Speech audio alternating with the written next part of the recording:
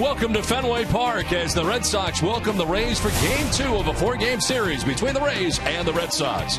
Welcome inside the broadcast booth, everybody. I'm Don Orsillo, as always, joined by Jerry Remy. Welcome to Red Sox baseball. Nice victory here last night for the Red Sox and a huge night for Xander Bogaerts. Great night for Bogaerts on both sides of the baseball, offensively and defensively. And we're going to take a look first at his grand slam home run late in the ballgame. They gave the Red Sox a lead. He got a slider down in the zone, a number of sliders in that at bat. He picked one and got it out of the ballpark for the grand slam. And, of course, defensively, a terrific play in the hole right here as he goes to his right, off balance throw to first base and throws a strike to Travis Shaw. And I'll tell you, Don, you look at the numbers, they're incredible. His ranks among major league shortstops, first in many categories: average, hits, RBIs, on-base percentage, and runs. And he's fourth in the league in on fielding percentage.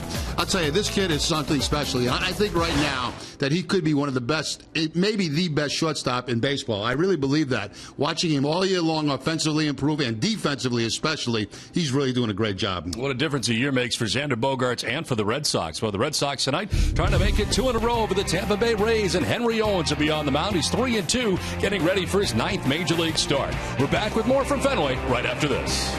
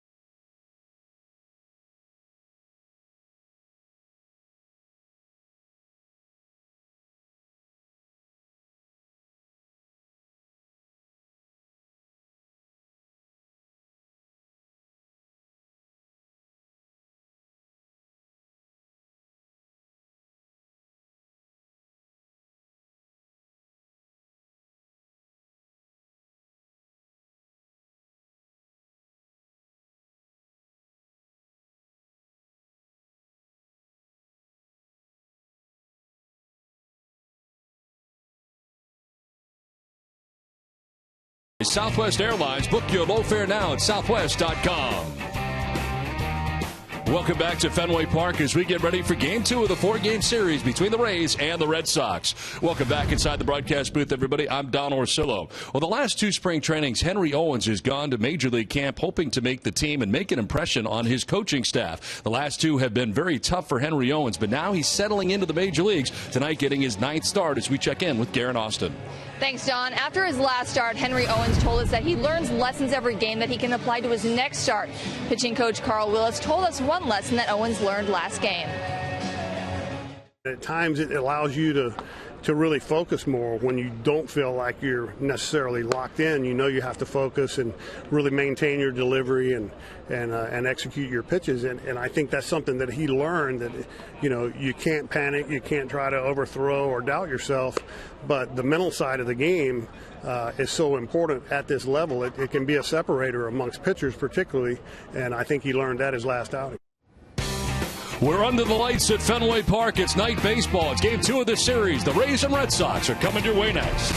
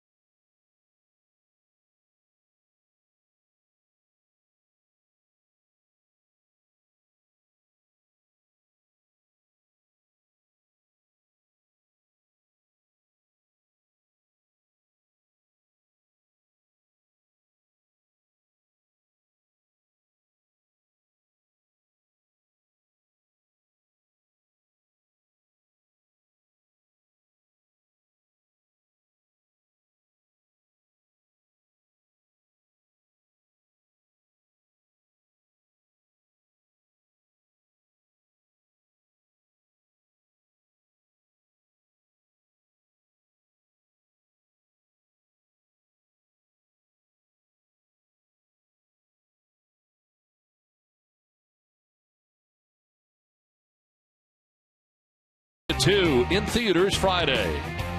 Your local New England Ford dealers.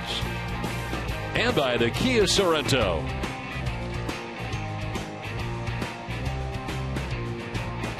Welcome back to Fenway Park. Another cool evening, fall-like here at Fenway as the Red Sox welcome the Tampa Bay Rays to town for Game 2 of the series. A win last night for the Red Sox, come from behind style, and the Red Sox trying to make it 2 in a row over the Tampa Bay Rays. The Red Sox have now won 3 straight games. Let's check out the Rays lineup. It's brought to you by your New England Chevy dealers. Brandon Guyer leading it off and in left field with Mikey Matuk in center field batting second. Evan Longoria at third base with Logan Forsythe at second base. As Drupal Cabrera at shortstop with Steven Souza Jr. in right field. James Loney back at first base batting seventh with Richie Schaefer the DH 8. And Luke Maile does the catching and bats ninth. The Red Sox starting pitcher presented by your local New England Audi dealers. Henry Owens on the mound for his 9th Major League start. 3-2 with a 4.33 earned run average. 36 strikeouts to 17 walks, and opponent sitting at 250 against Owens. Last time out against the Baltimore Orioles, a victory. 7 2/3 of shutout pitching for Owens. He walked no one and struck out 4 along the way. The Red Sox defense is brought to you by Southwest Airlines, and they are 11th in the American League with 90 errors on the season. Devin Marrero will be at third base. Xander Bogaerts, the shortstop. Josh Rutledge at second. And Travis Shaw, the first baseman. Left to right, Rusney Castillo, Jackie Bradley Jr., and Mookie Betts. And Blake Swihart gets a start behind the plate, catching Henry Owens. Well, the umpiring crew, James Hoy's got the plate tonight, calling the balls and strikes with Bill Welke at first base. The crew chief, John Hirschbeck at second base, and John Tumpain, the umpire, at third. Where available, this telecast can be heard in Spanish by selecting the SAP button on your television remote. Enjoy the game. Buenas noches, amigos. As I mentioned, on the cool side here again tonight, it is 62 degrees, same as last night. Breeze a little bit more inward and from right at 8 miles per hour. Forecast partly cloudy here tonight from Fenway as the Red Sox continue their final homestand of the regular season. And Brandon Guyer about to lead it off as Henry Owens gets ready. As Guyer's been leading off here for Tampa Bay, especially against left-handers, and that's where he is tonight, leading it off. First pitch of the ball game from Henry Owens is going to miss for ball 1. Guyer comes in hitting at .269 with 8 homers and 27 runs batted in.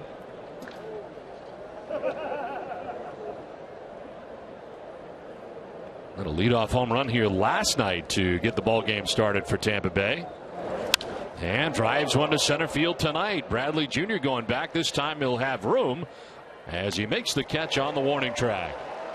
So Guyer gave it a ride. Tried to make it 2 nights in a row with a leadoff home run. Yeah, he's making good solid contact. He was 5 for his last 7 before that at bat, and that ball hit very well at center field, but knocked down by the breeze. So 1 out here in the first inning brings up Mikey Matuk, the center fielder tonight. .291, 4 homers and 9 runs batted in for Matuk.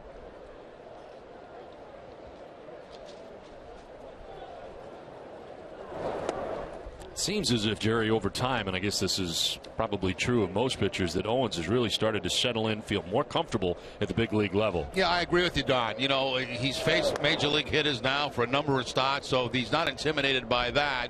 He's a very relaxed young man, you know, and so it doesn't seem to bother him very much when he's out on the mound. You see the breakdown of his pitch arsenal: 63% fastballs, sliders 18% in curveballs, and then changeups.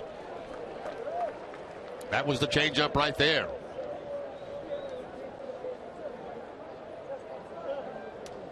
Carl Willis has been working with him a lot here, of course, since joining the big league staff coming up from the Paw Sox, as he backs off here tonight, working with Blake Swihart in a tandem. A double up on the changeup. And a ground ball to third base right at Devin Marrero. And there are 2 outs here in the first inning. Marrero making back-to-back starts now at third base. And listening to Torey Lovello today, it sounds like an upper respiratory situation for Pablo Sandoval. It's going to keep him out a couple more days. And we knew he was sick, but they got the word today, and he started medication now to get himself better. But at home today and not at the ballpark. Yeah, I'm sure it's going to be a couple of days before we see Sandoval back in the lineup for the Red Sox. Maybe more than that. Very sick over the weekend, very sick yesterday, and Again, not with the ball club tonight. 0-2 down here in the first inning for Evan Longoria. 269, 19 homers, 69 runs batted in. A grounder towards third. Marrero on the run and in time to get Longoria. Henry Owens has a good 1-2-3 first. The Red Sox are coming up.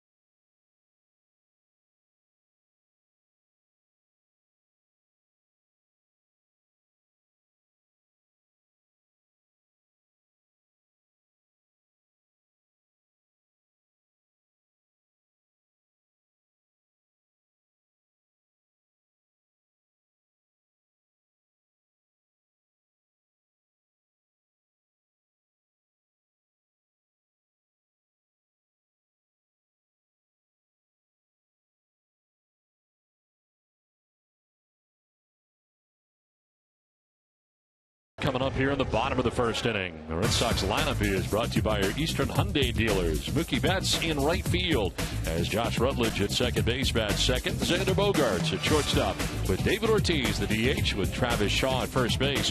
Rusney Castillo is in left. Blake Swihart does the catching. Devin Marrero already tested in the first inning defensively, and Jackie Bradley Jr. in center field as a pitch in there for strike one to Mookie Betts. Ray starting pitcher presented by your New England Nissan dealers. Matt Moore making his 10th start, coming off Tommy John surgery, 1-4 with a 7.06 ERA and a liner out to left center field for Mookie Betts. He's thinking two as Matuk sends it to second base, and the throw will be late at second base and a double to begin the bottom of the first inning for Mookie Betts. Mookie Betts now has faced Matt Moore 4 times. He has 3 hits, including a home run. He finds the gap in left center field, and with Betts' speed, he's going to try 2, and he gets into second base. That's a very nice play by Matuk out there in center field. Good throw at second base, but Betts gets in with the head first slide.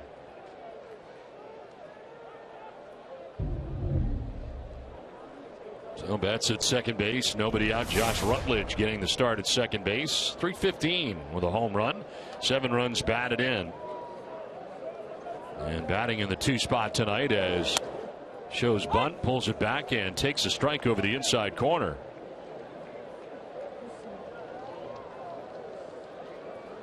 And Moore has been roughed up for the most part, but coming off a very good outing against the Baltimore Orioles. Did not have a very good outing against Boston in the last road trip for the Red Sox going to St. Petersburg. 5 innings against the Red Sox, gave up 8 runs, 6 earned in that outing against Boston. But last time out, 7 shutout innings against the Orioles. Through 93 pitches, and it was the first time that he'd gotten beyond 5 innings in an outing. So hoping to get back-to-back here tonight is Moore, but a double starts this bottom of the first inning. Rutledge strikes out, comes back to get him on a 94-mile-an-hour fastball. The Rays defense is brought to you by DraftKings. They are 13th in the American League with 91 errors on the season. Evan Longoria will be at third base as Drupal Cabrera the shortstop. Logan Forsythe at second. James Loney the first baseman. Left to right, Brendan Guyer, Mikey Matuk, and Steven Souza Jr. And Luke Mailey doing the catching for Moore. Runner at second base, one down. Xander Bogaerts the batter. Holding the .323 average, and it seems like it is climbing. 7 home runs, 78 runs batted in. And of course, the huge night last night, the 5 RBIs and grand slam, and amazing night last night for Xander. Red Sox were trailing in the game, and Bogaerts hit his first career grand slam. Yep, got a lot of sliders in that at bat from Gomes, and finally picked one and drove it out of the ballpark.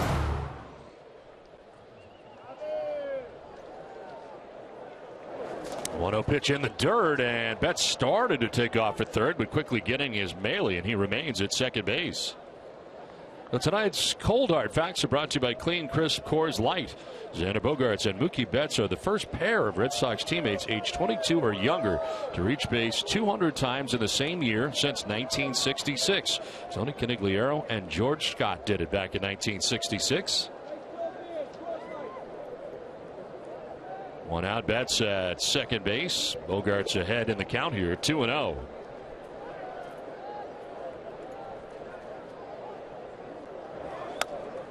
Three and 0. Oh, with the fastball missing high.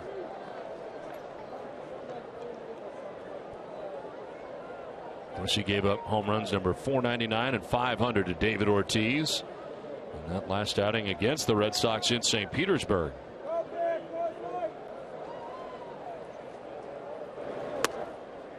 In there for a strike, and it's 3-1.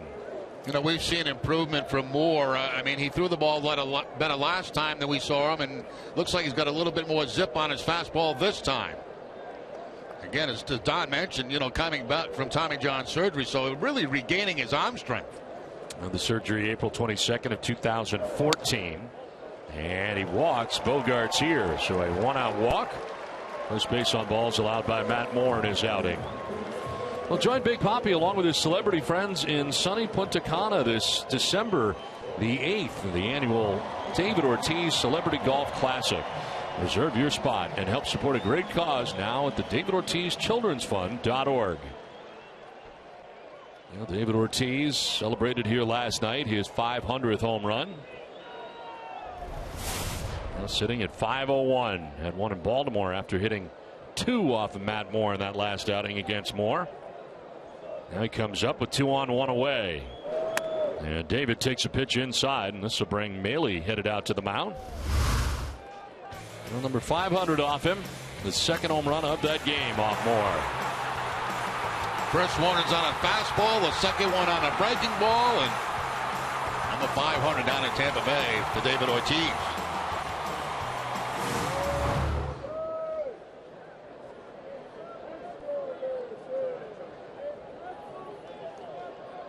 Shifting on David in the infield are the Rays, trying to keep it close to the infield, the double play possibilities.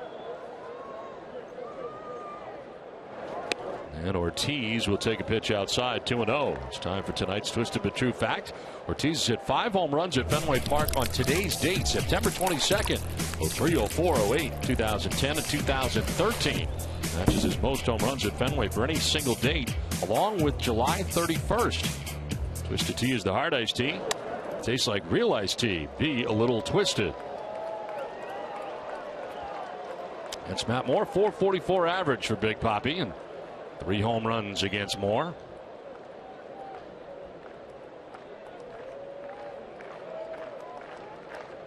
That's at second. Bogaerts at first with 1 down.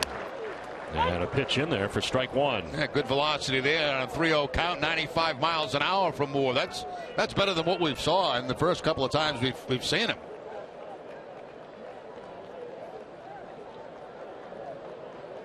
Travis Shaw waiting on deck. Red Sox batting here in the first inning. And Ortiz went around. Kind of a half-hard swing. Full count. Yeah, completely full there. Was expecting a fastball middle of the plate. Got one down and away and could not hold up the swing. Ortiz all geared up for a 3-1 fastball, but it was not a strike.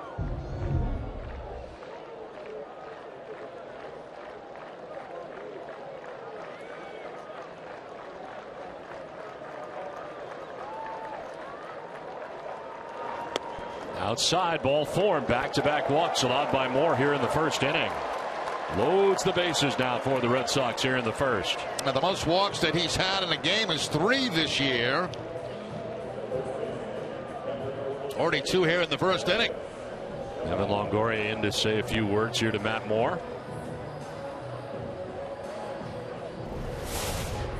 Shaw at 282 with 11 home runs, 28 runs batted in.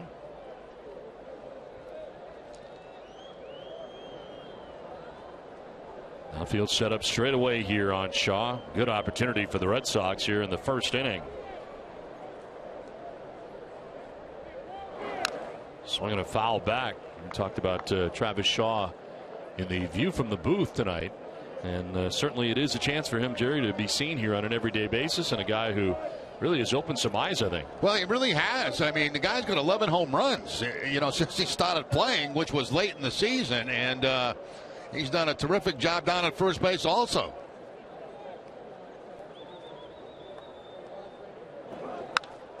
To right center field, could be a gapper as it gets down. From third base comes Betts.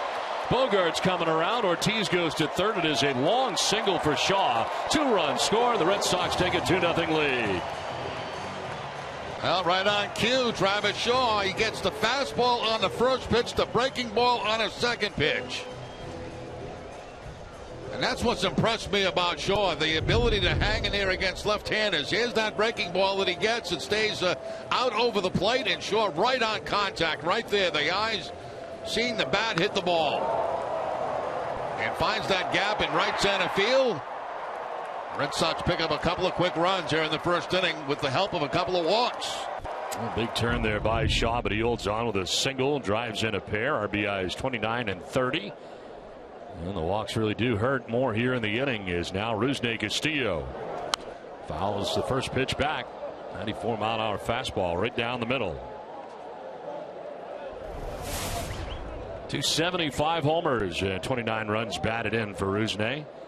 Steps out, looks down at Brian Butterfield. Ortiz at third. Shaw across the diamond at first.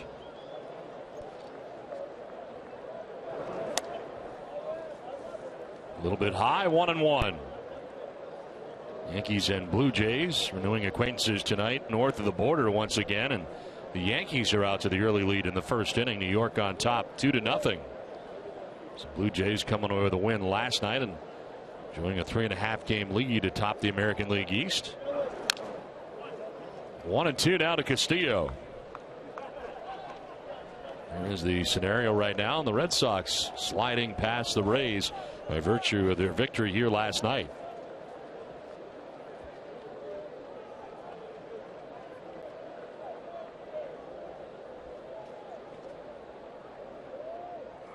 Castillo fouls another one back. Another fastball. That time elevating the fastball up around the shoulders of Castillo, but he's able to foul it off.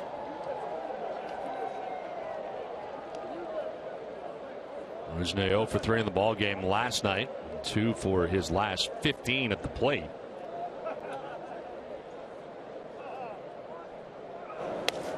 Not close, and it's 2-2. Yeah, breaking ball slipping out of the hand of Matt Moore that time. They wanted to go down and in with the breaking ball. Instead, it slips and goes up and away. Swihart on deck.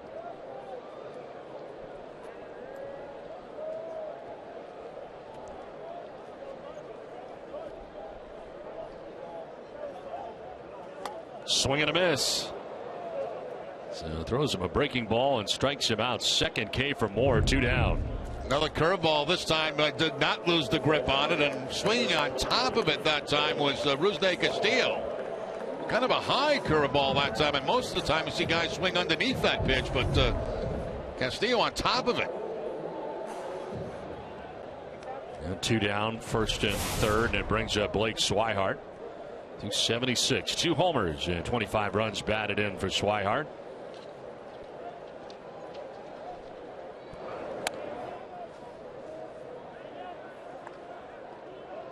And last night off, Ryan Hannigan got the start last night. Swihart on the last lengthy road trip for the Red Sox went 4 for 21 on the trip.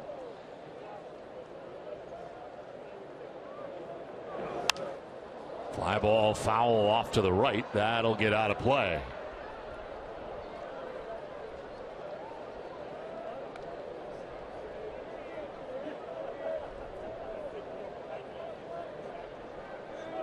Mookie Betts getting it all started with a double here in the first inning. Came around to score the Red Sox first run. Moving in on the single by Shaw.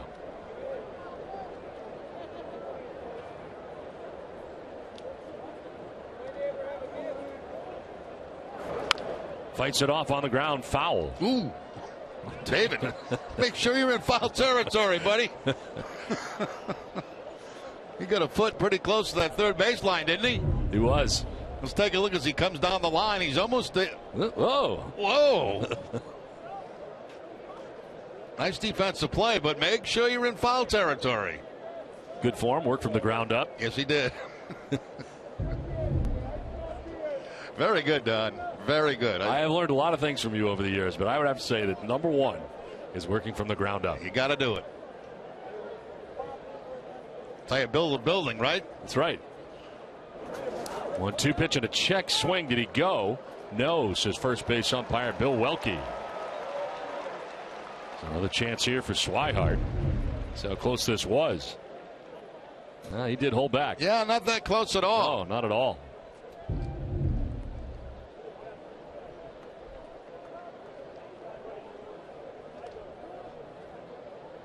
Shaw took off for second base, able to get to second base, and it's now second and third on that pitch in the dirt.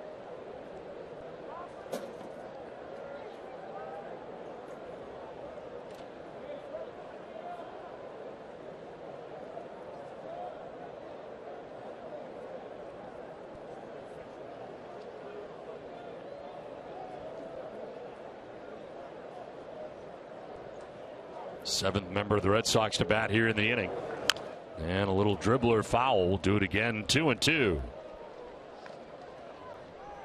Follow the Red Sox for the rest of the season with MLB.com at bat, the #1 app for live baseball. Get MLB.com at bat for your smartphone or tablet today. Evan Marrero waiting on deck. Red Sox batting here in the first. So far 2 runs off Moore. He's given up 2 hits, 2 walks in the inning. Has struck out 2. Pitched 30 of the first inning. And it is a close pitch, and he thought he might have had strike 3. Yeah, very, very close that time by Matt Moore, going down and in with the fastball. Take a look at the Amica pitch zone and see what that says. Very close.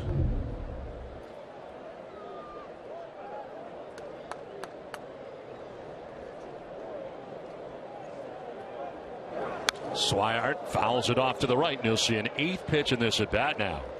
You know what Moore reminds me of a little bit of Eduardo Rodriguez. When he comes into the set position, you see him tap his front foot about 3 times before he delivers the ball home. Very similar to what Rodriguez does. He'll come set and then watch the foot closest to home plate. 1, 2, 3. Swing and a miss. Fastball up and away, and Swihart chases it. Red Sox get a pair of runs. Take a 2-0 lead.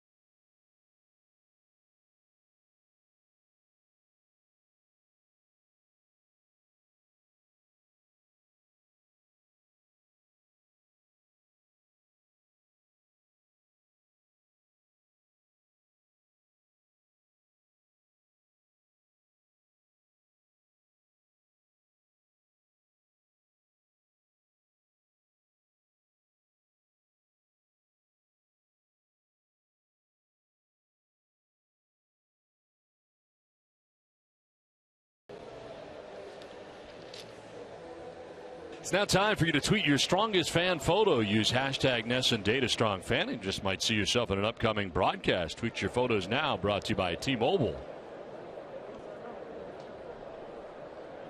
I wonder if we tweeted a photo of you and I, if it would get on the game tonight. Is that possible?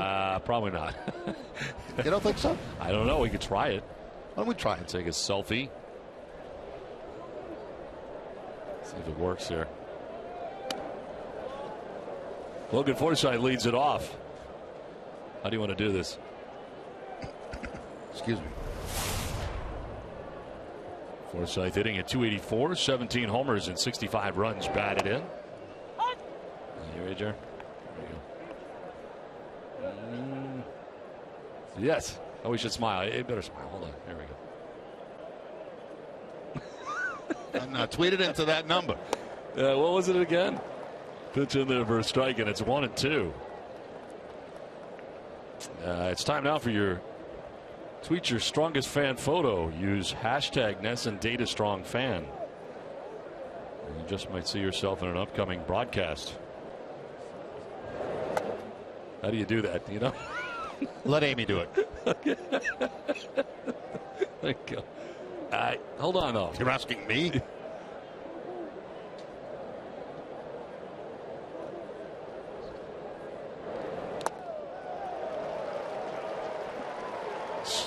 Strike 3 for the first out of the inning. Did you see how it happened? Yeah, I did. It was a swinging or looking? It was a very good curveball. A swinging was Logan Forsythe. So the first strikeout of the game for Owens. We mentioned in his last outing he had 4 against the Baltimore Orioles, but a very good curveball right there, down and in. All right, so that was strike 3 on the first out of the inning. And the first strikeout of the night for Henry Owens. There's Asdrubal Cabrera. And a fly ball headed out to right field as Betts out there waiting. Wind's going to be a factor tonight, and he's able to make the catch, 2 down. Now, you're right. It seems a little bit more breezy than it was last night at Fenway here, but same type of conditions. You see the breeze blowing in from center field. 5 in a row retired by Owens to start the night. Brings up Steven Souza Jr., who came into the game defensively in last night's contest. He's been the regular right fielder for the Rays. Swinging a foul tip for strike 1. 215 with 15 homers and 36 runs batted in.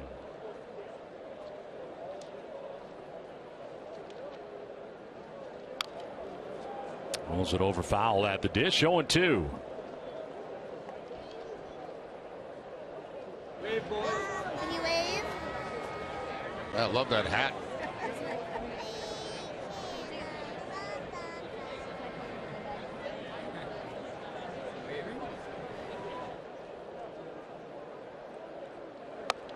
Elevates a little bit, not chasing is Souza. That's a hat right there, Jerry. That's an old football helmet right there. That's, imagine wearing that thing in competition. Yeah, when I was a kid, I used to have those. I mean, did that really help you at all? I don't know. I know a helmet does today, but I mean, is that really going to do much for you in the old NFL?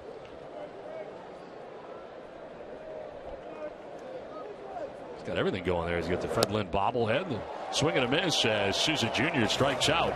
Second strikeout for Owens. He's retired the first 6.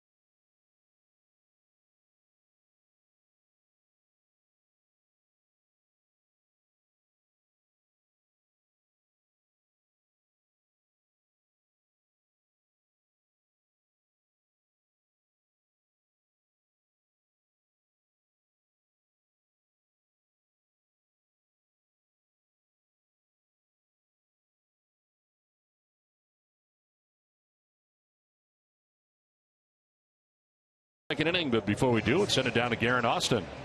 Thanks, Don. Interim manager Torey Lovullo said that in the 3 years that he's known Devin Marrero, he's really grown as a hitter. Lovullo said that he has more bat speed and he's really locked in one solid approach and one solid setup. Guys, he said he's been productive and he's done a nice job, and he only expects him to get better. Marrero really having his first chance, Garen, to play here at the major league level with any kind of consistency and try to get used to an everyday role. And he hasn't had that yet, but a couple of back-to-back starts for him and a chance now to play at third base. Of course, breaking in as a shortstop. Now, one thing, Lovullo was talking about, as Garen was speaking about, the fact that he has found, a stance, a swing that he's comfortable with. And that's something that players generally tinker quite a bit with, especially at the minor league level and even at the major league level. We've seen players who do that. Well, drives this to center field. Matuk going back will make the catch for the first out of the inning. How much tinkering did you do over the years with your stance? A little bit. A major adjustment when I came from the Angels to the Red Sox. But then basically after that, after about a year here, it stayed the same the rest of the way. But, players try to find a comfort zone. Dwight Evans was a great example of that. All the time, right? Yeah, and then finally got locked in, with Walt Reniak. And there was that one approach day in and day out, pitch to pitch. And it certainly made a big difference for him. And, a lot of guys, once you find that area and you have success, that's where you stay. I think Cal Ripken, who changed his entire career, had different stances. Sometimes from at bat to at bat he would change.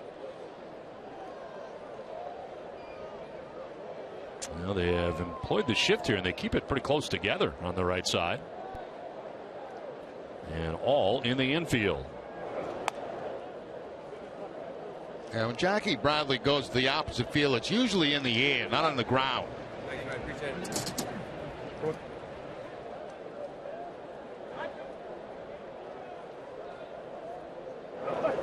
Swing and a miss there, and it's a ball and 2 strikes. Breaking ball again from Moore.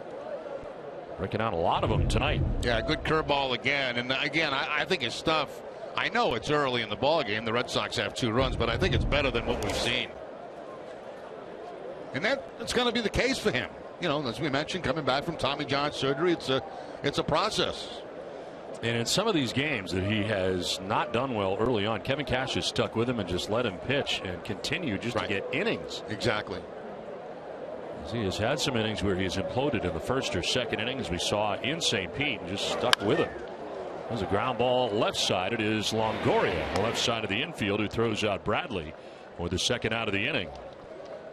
Well, tomorrow at 6, don't miss. Red Sox first pitch presented by Joseph Abboud, available at Men's Warehouse. TC and Tim Wakefield to be joined by Sam Kennedy live on Yawkey Way. 4 in a row retired by Matt Moore. And it brings up Mookie Betts. That's with a double and a run scored in the first inning.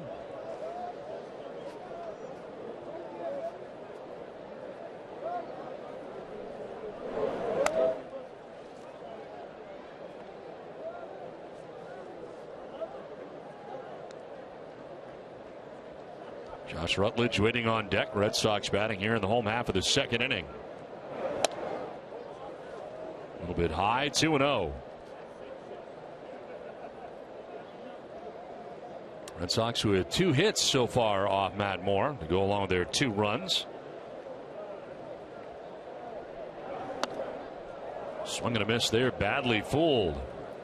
Fastball headed downward. I think a little surprised by the fastball. Maybe Mookie was looking for something other than that, but it was a fastball down at 92 miles an hour.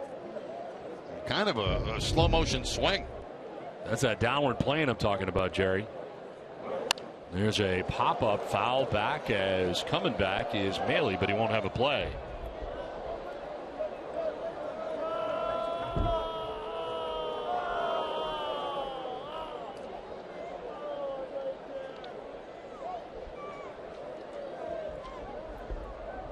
Four in a row retired by Moore as the first 2 outs here of the second inning. Coming in individually at 1 and 4 with a 7.06 earned run average. 10th start. 2-2 pitch. That'll get away. Down low in the dirt. Full count.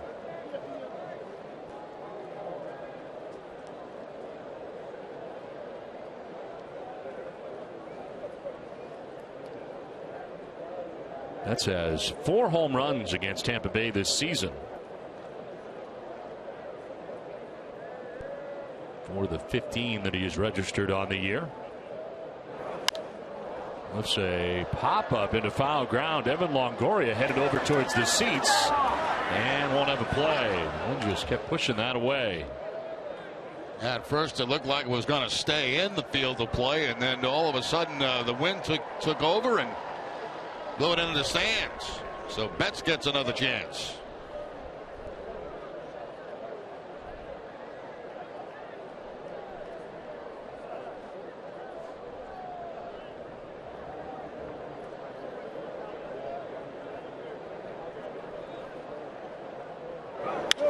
Right back at him, and up the middle. The second baseman Forsythe's throw will be late. It was right back where it came from, and the second hit of the night for Mookie Betts. Wow, that was dangerously close to the head of Matt Moore. 3-2 fastball line right back at Moore. You'll see him duck. Ooh. Very close. Forsythe, you can see he's playing Betts to pull. He gets to the ball, but with Betts' speed, no chance to get him at first base, although a nice effort by Logan Forsythe at second base. But look out.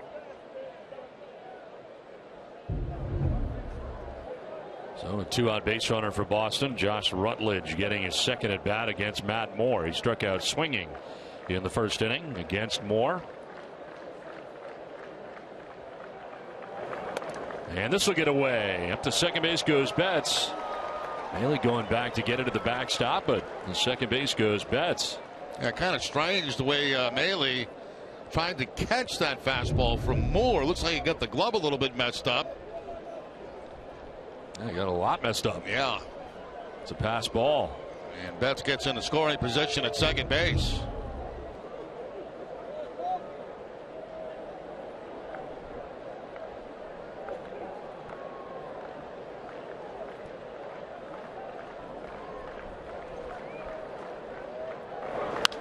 Fly ball down the right field line, headed towards the seats beyond Canvas Alley.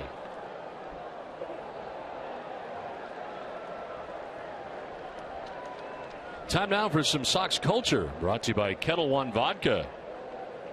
Josh Rutledge favorites. Is that a hat? What is that? I think he caught the ball with the hat, and the hat just ripped. Okay, all right, I was wondering. I don't think he came to the ballpark like that. I didn't think so either, but wow. Pitch 50 coming up. And a breaking ball in the dirt. Rutledge chasing 1-2. Here's another look at that foul ball. Yeah, and he caught it. He got it, too. But the hat is not going to work like it used to.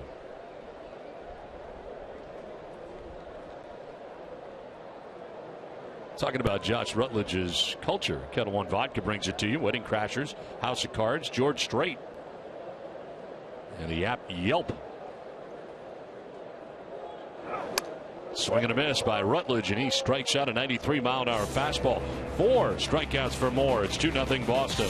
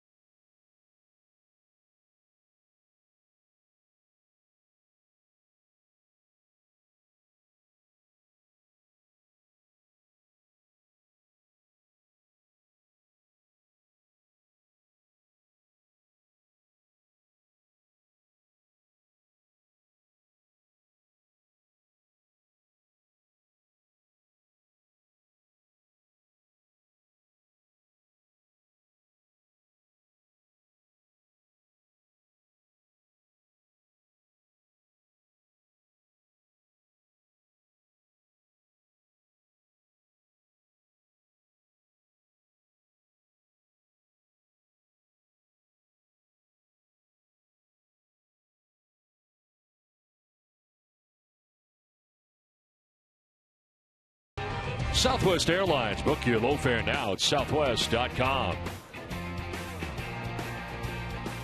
Now Henry Owens and the Red Sox enjoy a 2-0 lead here to the top half of the third inning. James Loney, Richie Schaefer, and Luke Maile coming up here for the Rays as Owens has retired the first 6, 2 by way of the K. First at bat tonight for Loney at .282 with 4 homers and 32 runs batted in. James Loney, of course, coming to the Red Sox from the Los Angeles Dodgers. And has enjoyed his time with the Tampa Bay Rays. He's now in his 3rd year with Tampa Bay as the pitch misses up high for ball 1. Played a total of 30 games with the Red Sox after coming from the Dodgers. At a .230 in a Red Sox uniform. 2 home runs, 8 runs batted in. That's a fly ball pretty well to left field. Back goes Rusney Castillo to the edge of the track for out number 1. Now, Red Sox basically had the same defense they had on Loney last night, where they had both the center fielder and left fielder shading toward the line. DraftKings.com is paying out over $300 million this baseball season. DraftKings has given out $34 million to Boston residents alone since the site launched. Get your free entry to one-day fantasy baseball contest today using promo code NESSN. One of the longer home runs we have seen in a while out of Richie Schaefer in last night's game. His 4th home run of the year. And a big swing and a miss for strike 1. Yeah, he does not get cheated. There's no question about that. We saw him in that series down in Tampa Bay, and of course here at Fenway Park, and he takes a very healthy cut. Did a 1-run game last night. No 1 pitch, and there's another healthy cut, but he can't get it. 0-2. Yeah, 2 pitches in the exact same spot away from Schaefer.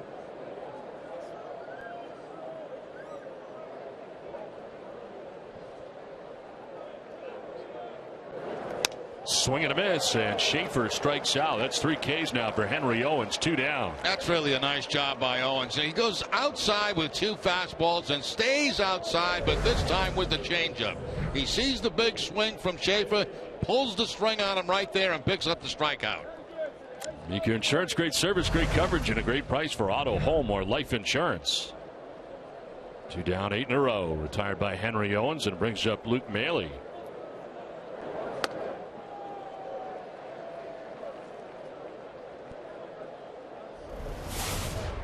One for 15 so far in the majors for Maile. Saw him as part of the series in St. Petersburg, and he's down 0-2. Guy's been pretty aggressive tonight against Henry Owens, but Owens getting a lot of strikes.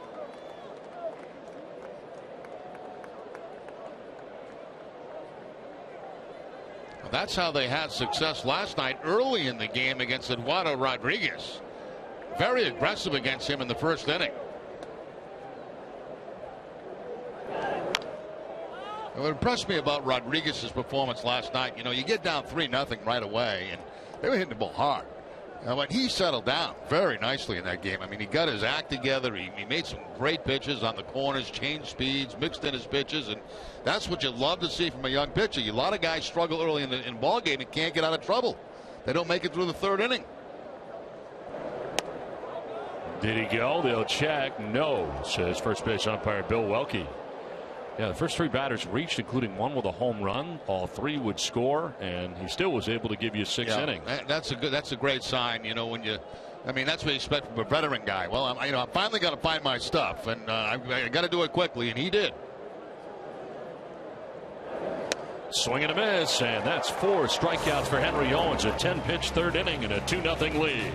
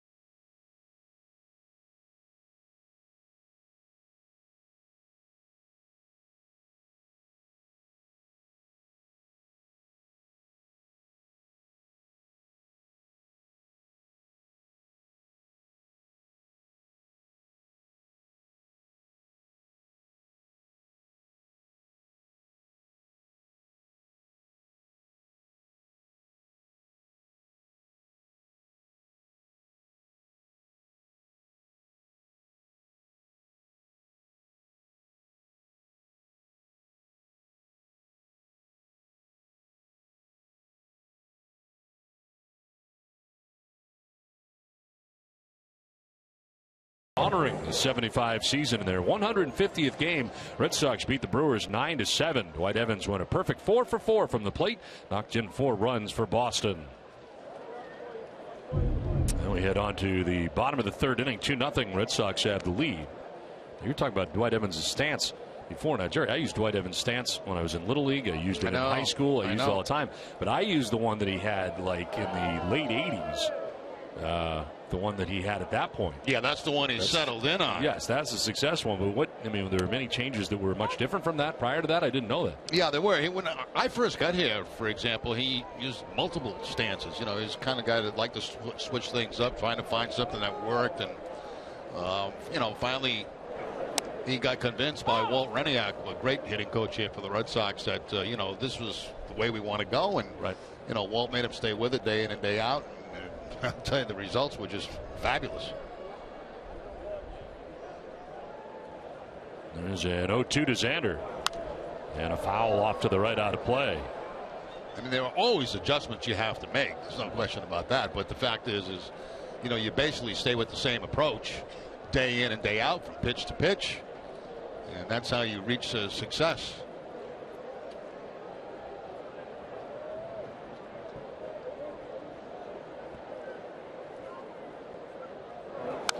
Fouled back. Well, unfortunately, I didn't have any real success with Dwight Evans' stance. Now that's what my people tell me. Yeah, you did not. Well, you look like a dog anyway when your uniform on, so I can't imagine you were a very good hitter. Terrible, really bad.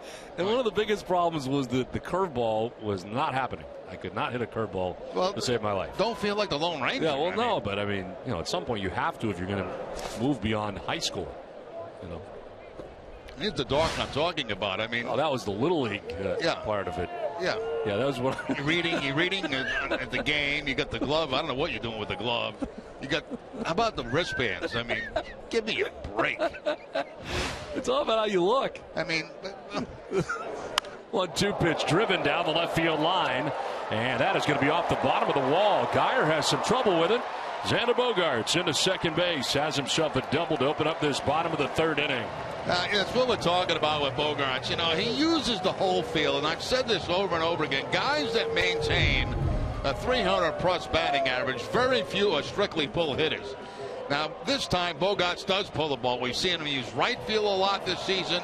When he has an opportunity, he'll pull the ball, and that's why he's got the high batting average.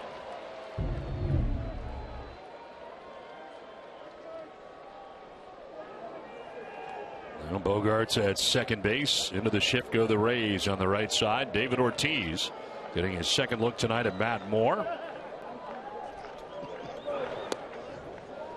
I'm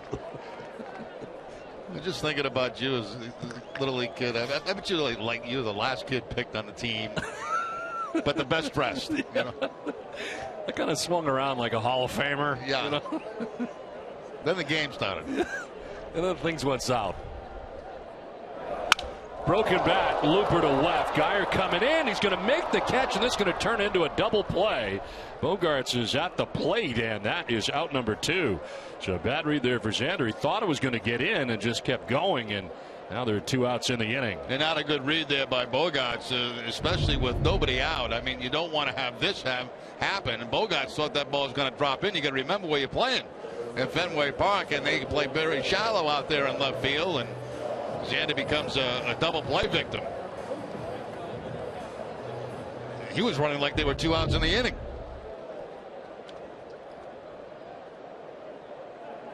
So 2 down, and it brings up Travis Shaw.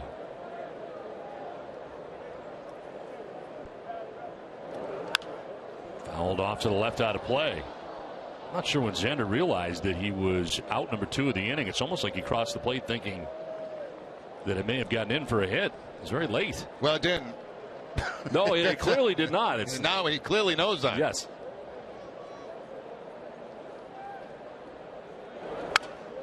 This is softly lined into left field for a base hit. This will get in. Travis Shaw is 2 for 2 in the game. And we saw Shaw pull a breaking ball back in the first inning to drive in 2 runs, and now he goes the other way with a soft line drive. This fastball is down real low, down below the knees, and he's able to get down there with it and just drop it into left field for the base hit. Now there's one Sander could have scored on right there. So a 2-out base hit for Travis Shaw. 7 games against Tampa Bay at .481 this season against the Rays. Now Rusney Castillo, a strikeout victim in the first inning. And he will take ball 1.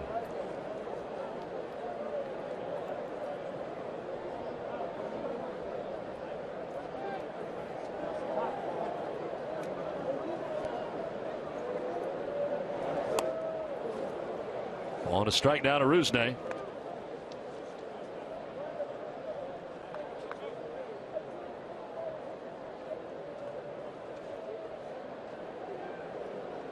He's 2 for his last 16 at the plate right now. And he had a chance to play on a daily basis in left field for Boston.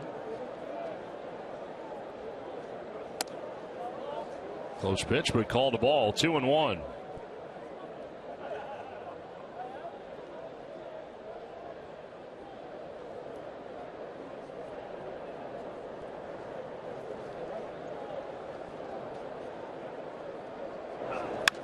On the ground, right towards Forsythe. Positioned perfectly. He'll tag the bag at second to end the inning. We're through 3. Red Sox have a 2-0 lead.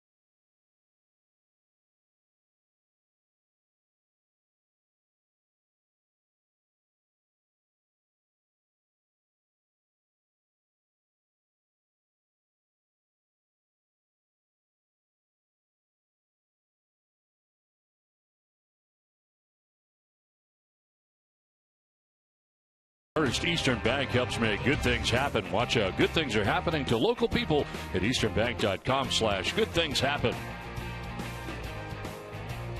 Well, Henry Owens pitching very well tonight into the 4th inning. Yeah, good things are happening for Henry Owens. He's got 4 strikeouts on a night. There's a breaking ball for a strikeout, then 3 straight on changeups. Schaefer on a changeup, Haley on a changeup. So very good so far in the early going here for Henry Owens. Top of the order, Brandon Guyer leading it off and fouling the first pitch back. Guyer flied out to the warning track in center field in the first inning. Gave it a ride, but he's out number 1 of that inning. Owens has gone on to retire the next 9 here. 30th pitch of the ball game, and that's fouled straight back. 0-2.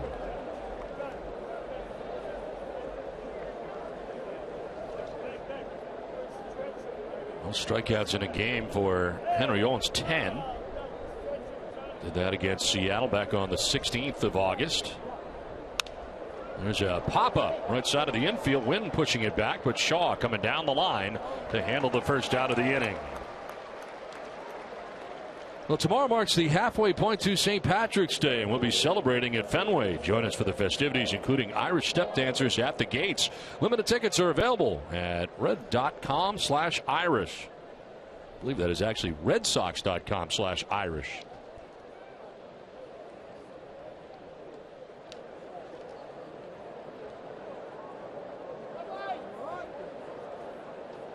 Mikey took the batter and grounded out to third base in the first inning. 0 for 1.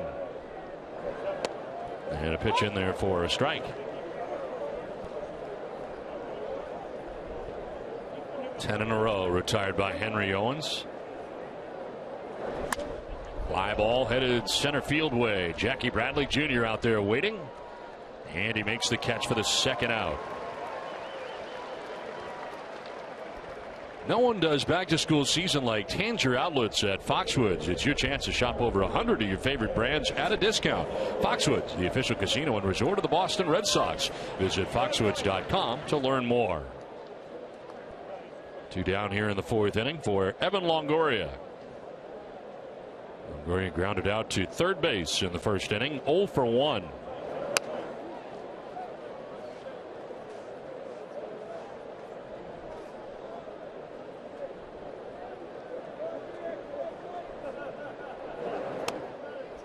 Drops in there on the outside corner for a strike. 1-1. That changeup has been very, very good for Owens here in the early going. He's going to throw it again. That one bounces in for ball 2. Well, better to leave it down there than up high in the zone, that's for sure. Well, Owens, who comes into tonight's outing with a 3-2 mark, better numbers in the majors than he had at AAA this year with Pawtucket. White Sox, he was 3-8. Off balance cut there, 2-2. That's a little bit like Pedro Martinez, right? I mean, he trips right here, tripled up on the changeup. It's almost like, you know, you can tell them it's coming and they still can't hit it. Fly ball right field. Mookie Betts moves over to his left and puts it away. It's a 10 pitch, 1-2-3, 4th inning through 3.5. 2-0 Boston.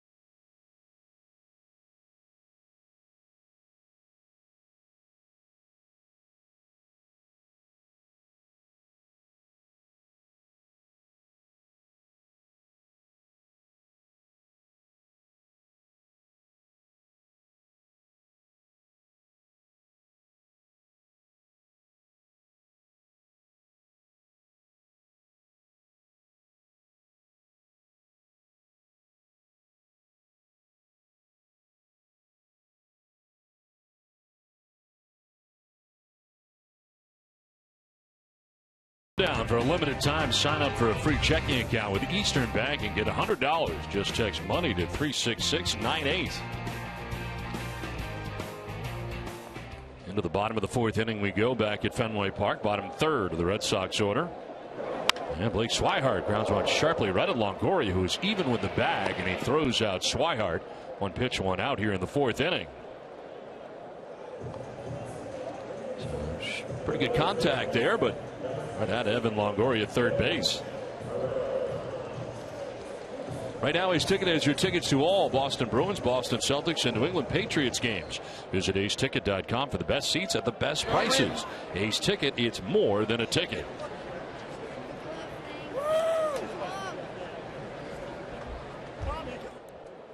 One down here in the fourth inning brings up Devin Marrero.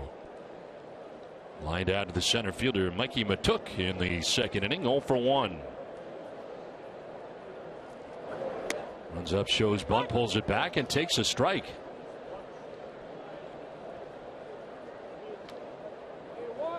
Jackie Bradley Jr. waiting on deck. Red Sox batting here in the bottom of the fourth inning.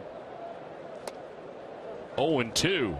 Change up that time by Moore. He has settled down since the first inning.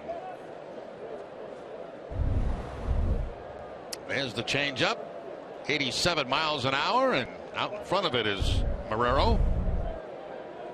Marrero, 25 years of age, as he strikes out looking. That is strikeout number 5 of the night for Matt Moore. 2 down in the inning. Now 5, as you mentioned, Don. And the first one came against Rutledge. It was a fastball. Then he goes to breaking ball against Castillo, a fastball against Swihart, a fastball against Rutledge, and back to the curveball on the final strikeout here to Devin Marrero. 2 down here in the fourth inning brings up Jackie Bradley Jr. They shift again on the right side of the infield for the Rays, and there is strike 1. They have been keeping it tight to the infield.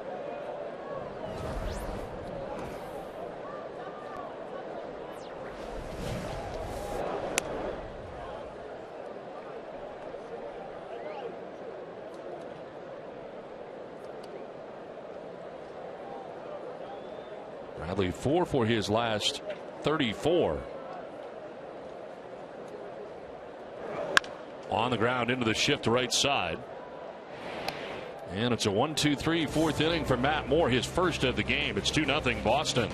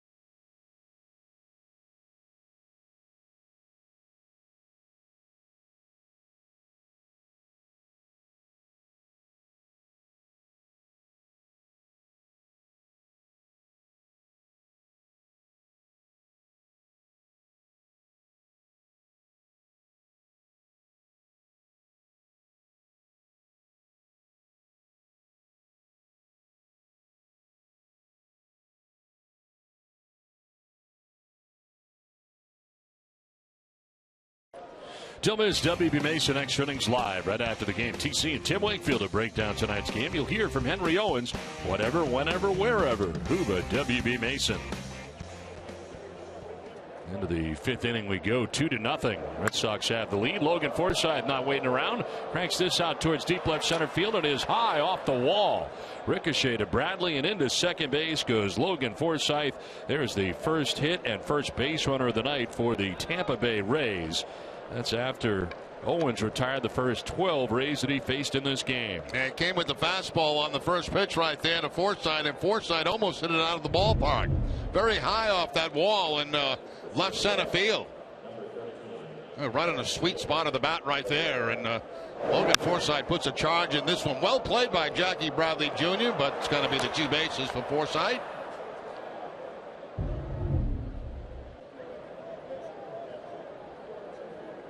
So first base runner of the night for the Rays. Forsythe at second base, and it brings up Asdrubal Cabrera.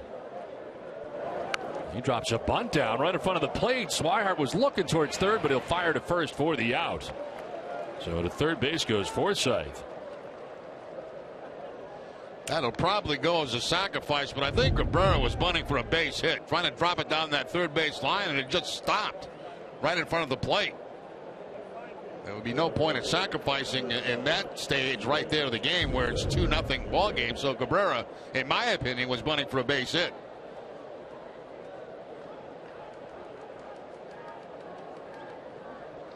So Forsythe 90 feet away now with 1 out in the inning. Steven Souza Jr., the batter, struck out swinging in the second inning.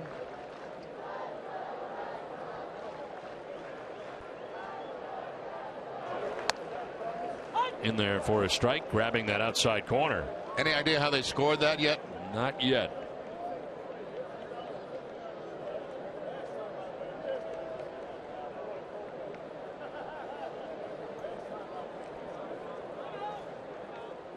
See, I don't think it should go as a sacrifice. That's just my opinion. Yeah, I agree with you.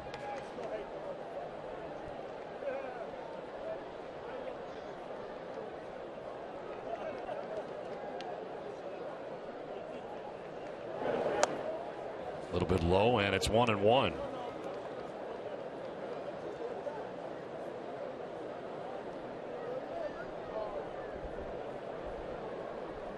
Souza has one of the 4 strikeouts for Henry Owens, who's given up his first hit, a double to begin this inning, and now has Forsythe at third base with 1 down.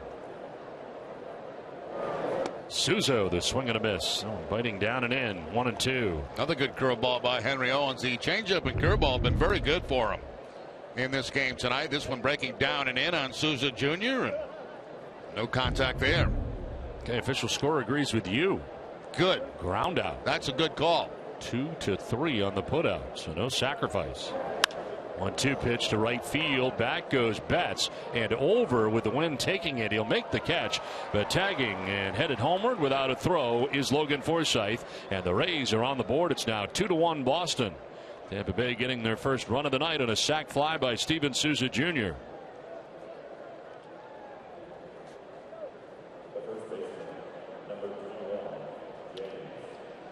So for Forsythe, his 37th RBI of the year. 2 down, and it brings up James Loney with the bases empty. Loney flied out to left field, and Rusney Castillo in the third inning. He goes out to left again to Castillo, who's waiting on it and puts it away to end the inning. Logan Forsythe comes around to score. Rays get on the board. It's 2-1 Boston.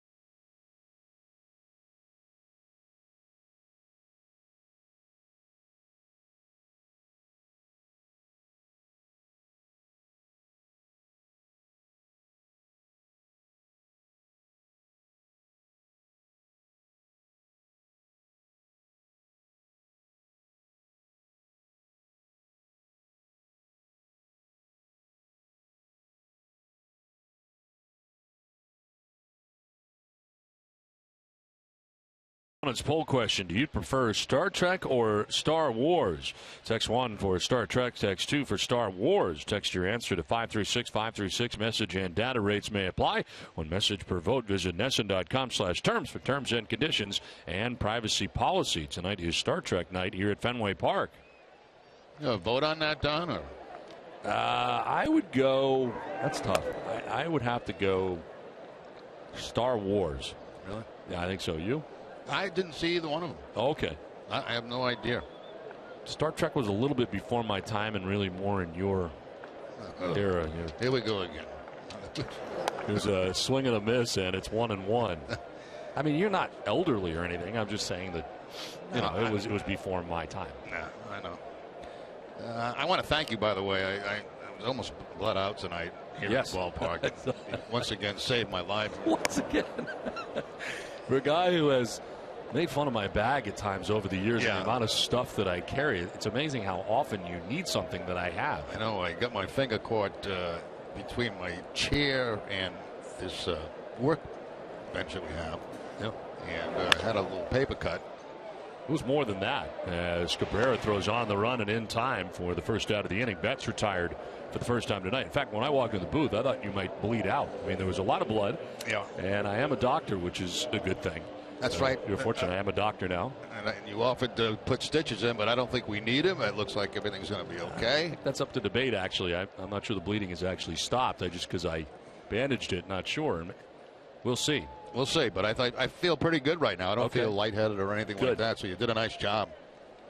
So I was lucky to have backup Band-Aids in my bag, which I think the only time I've actually gone into my emergency kit has been for you on 3 occasions. Yeah. I'm a you're accident prone. Kind of a mess. Foul back by Rutledge.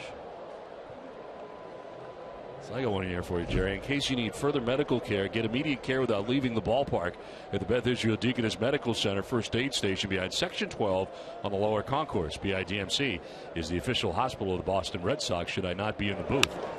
This one is lined to left and in for a hit. Rutledge aboard for the first time.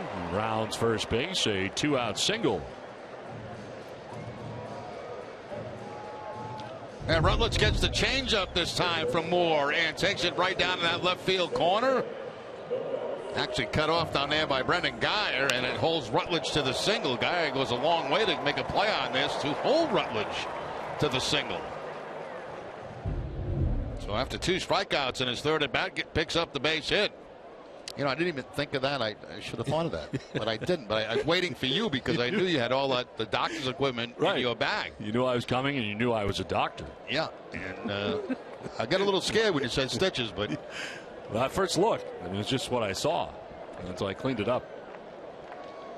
Well, now 1 on. And Xander Bogaerts batting for the 3rd time. He's been on base twice already as they check on Rutledge at first base. 21 out of 24 in his career.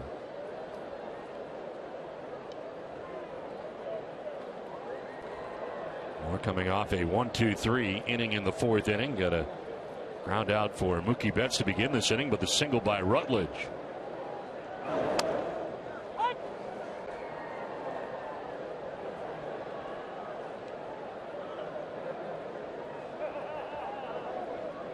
Jim Hickey, the pitching coach for the Rays, looking on. Rays have shown a lot of patience in the return of Matt Moore off Tommy John surgery. Pitching better lately, and certainly tonight has been better as this one's fouled back. Well, the Bruins preseason continues on NESN Plus Thursday night. The Rangers come to town for an early preseason battle. It's Rangers at Bruins Thursday night at 7 on NESN Plus.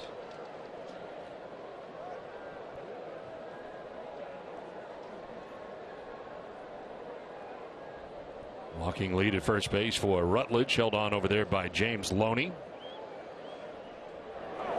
Bogaerts fooled on that, actually almost dove into that 94-mile-an-hour fastball.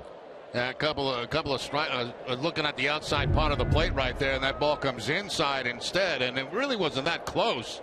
But Bogaerts hanging out over the plate, thinking about going to the opposite field possibly.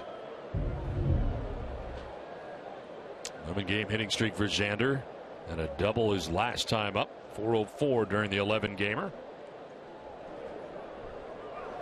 Swing and a miss this time, and Moore strikes him out. That's 6 strikeouts now for Matt Moore. Now, the Rays have to be very pleased with the last couple of outings of Matt Moore. The one against Baltimore last time out, and pitching very well again here tonight. The curveball has much better bite to it tonight than the last time we saw him in Tampa Bay. 2 down here in the 5th inning. Rutledge at first base, and it brings up David Ortiz. Walked in the 1st inning, then flied out into a double play as it turned out. And Bogart's leaving the bag at second and being thrown out. Sky to left field. Brandon Guyer. Wynn takes it a tad, but runs it down to make the catch. It ends the 5th inning. It's 2-1 Boston through 5.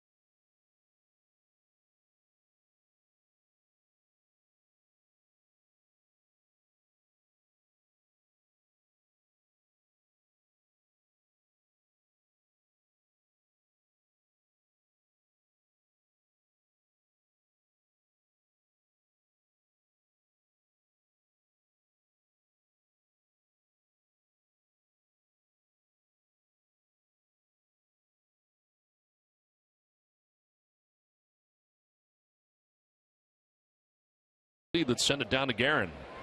Thanks, Don. Today, the City of Boston, Fenway Sports Management, and the U.S. Ski and Snowboard Association announced Big Air at Fenway for February 11th and 12th, 2016. The event will be a Big Air in snowboarding and free skiing U.S. Grand Prix Tour event. Big Air at Fenway will feature a 140-foot high snow ramp. They'll be taller than the light towers at the ballpark and will bring in athletes from around the world. Don, Jerry, I talked to Olympic snowboarder Ty Walker, and she said she's snowboarded a lot of venues, but it's going to be very special here at Fenway. Well, that'll be different. A lot of different things have taken place here at Fenway Park. That definitely very different. I had a chance to watch the press conference for that today here at Fenway. I was up in the booth and they were down on the field, and it's going to be pretty exciting. You know what would be good at that? I'll bet Joe Kelly, Red Sox pitcher. You're probably right. I'm telling you. Yep. Great skateboarder.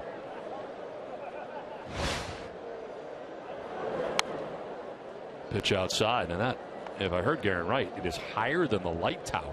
Wow. Yeah, 14 stories high, wow. I think it is.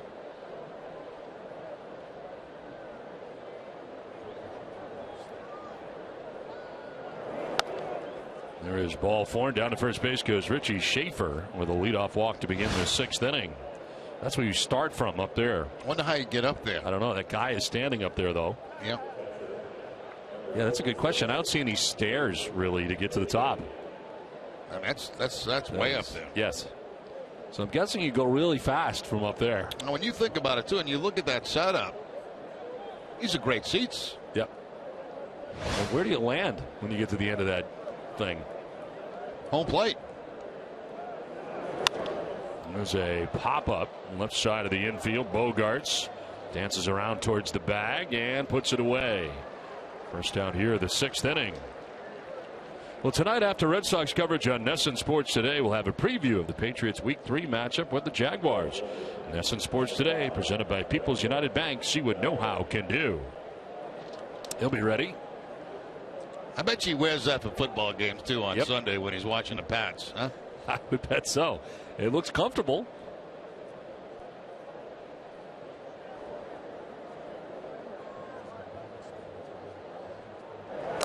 Brandon Guyer gets hit.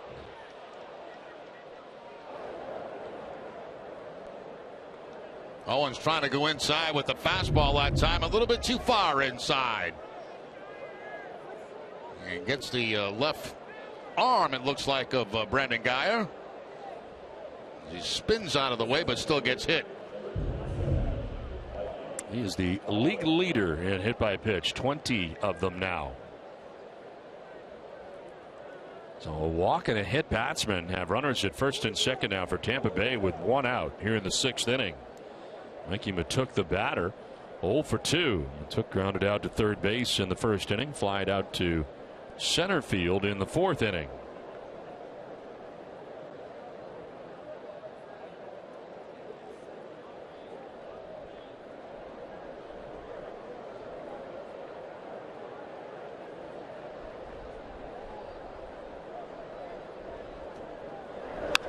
And a liner to left field. That's going to be in for a base hit. Schaefer will be stopped at third as Castillo gets it back in quickly.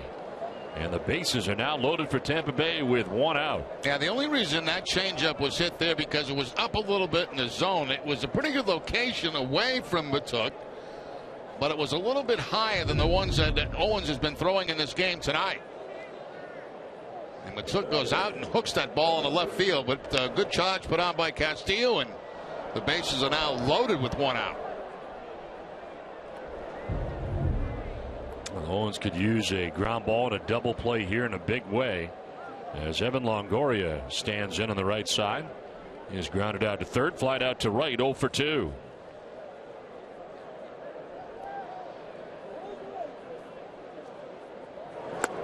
And a swing and a miss, goes chasing after that pitch away. 303, a career bases loaded hitter, 3 home runs. Schaefer at third, Guyer at second, Matuk at first with one out.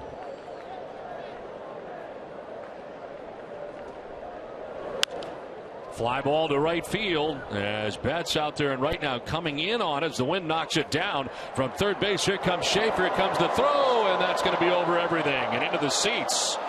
And they will get one run into this and a second run into this as coming around to score for the Rays on the errant throw that ends up in the stands are both Schaefer and Guyer, and Tampa Bay now has a 3-2 lead.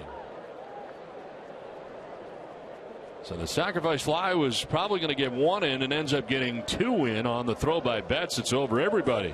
Yeah, Mookie Betts just lets it fly from out there in right field, and it just took off on everybody. Way over the head of Blake Swihart. It got past Owens, who was doing his job backing up the throw. That ball just wouldn't come down. Owens can't make the play on it, and it bounces up in the stand. Another run comes in. And a runner at third in Matuk. He's looking for more now as a pitch in there for strike one to Logan Forsythe. He has struck out swinging and double.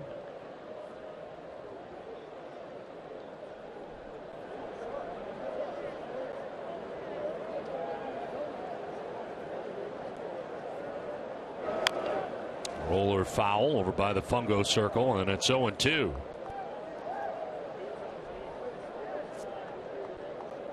Started with a leadoff walk to begin the inning to Richie Schaefer from Henry Owens.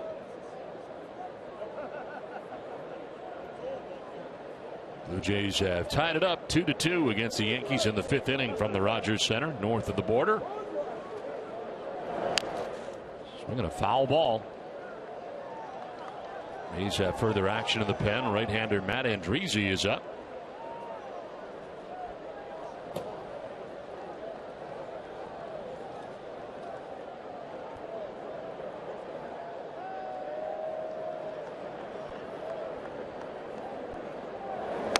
Forsythe with a swing and a miss, strikes out to conclude the inning, but the Rays get a pair and take a 3-2 lead.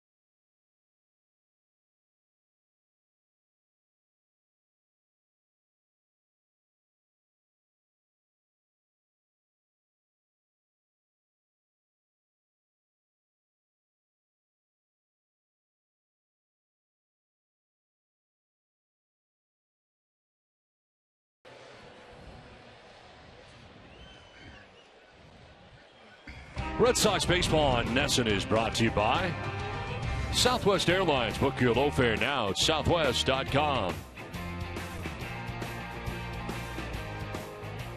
3-2 Tampa Bay now on top of Boston as Travis Shaw leads it off and fouls it back up to our left and out of play.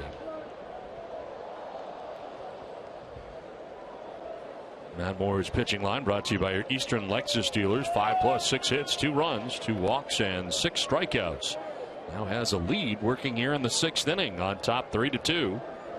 Despite the fact the Red Sox are out hitting the Rays 6-2. It'll be Shaw, Castillo, and Swihart to bat here in the 6th inning. New twosome out there now, Bellotti and Romero. Andrizzi has sat down for the Rays in the pen.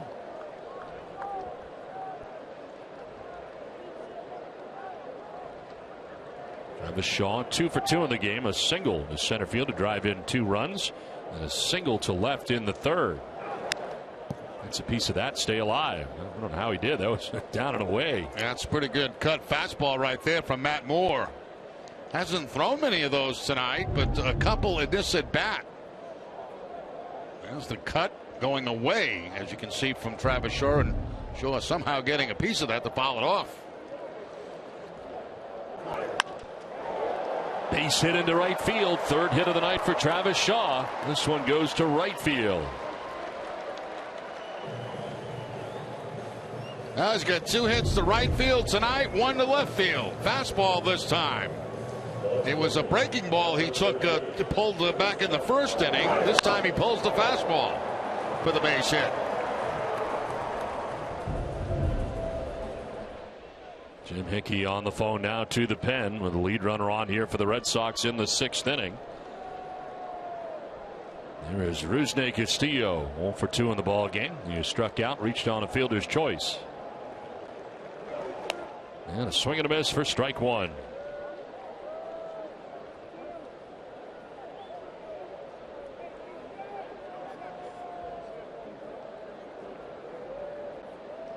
Center fielder Mikey Matuk over towards right center and gap out in left center field.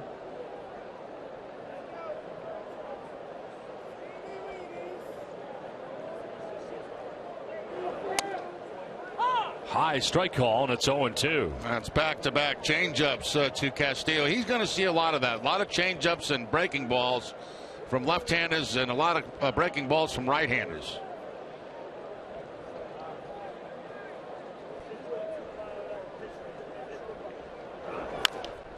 Ground ball left side. Longoria will go to second. They get the lead runner there. Throw to first is in time. A double play. Well, they run around the horn, and a pretty close play at first base, but see if Torey Lovullo is going to challenge this or not. As it stands, 2 outs now here in the 6th inning. I didn't think the ball was hit hard enough to get a double play.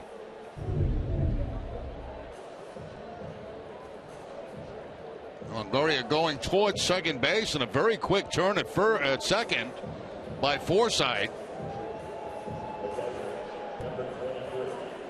Looks like they got him. Yeah, good stretch by Loney, too. 5-4-3 on the double play. Yep, they did get him. Second double play turned by the Rays in this game. And it brings up Blake Swihart. He'll take strike one. Swihart 0 for 2. He struck out swinging in the first inning, grounded out to third base in the 4th inning.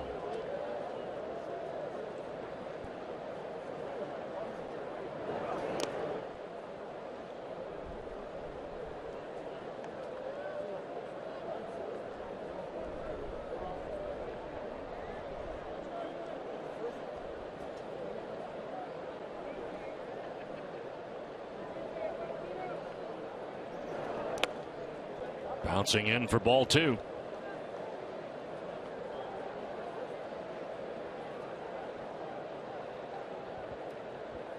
Six strikeouts for Matt Moore in the game. He has walked 2. Both of those walks coming in the first inning. And a pitch running inside. 3-1. They shift on the left side here on Swihart.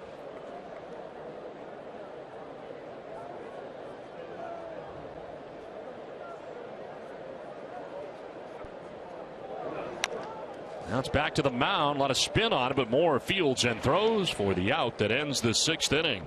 Through 6 from Fenway, the Rays have a 3-2 lead.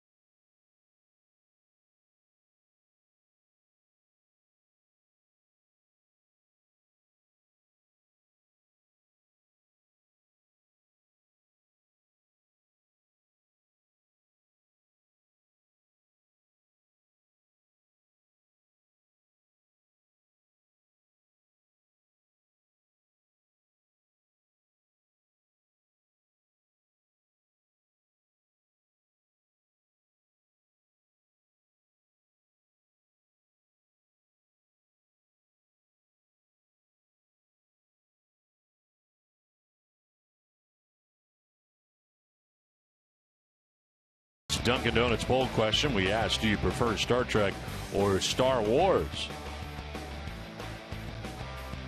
And the fans have spoken, and Star Wars over Star Trek.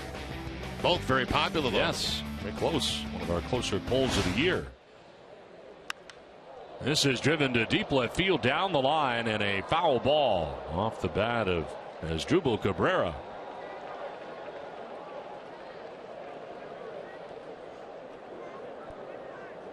Cabrera 0 for 2 in the ball game, has flied to right, hit a number right in front of the plate, retired 2-3. With the Rays on top 3-2, batting here in the 7th inning.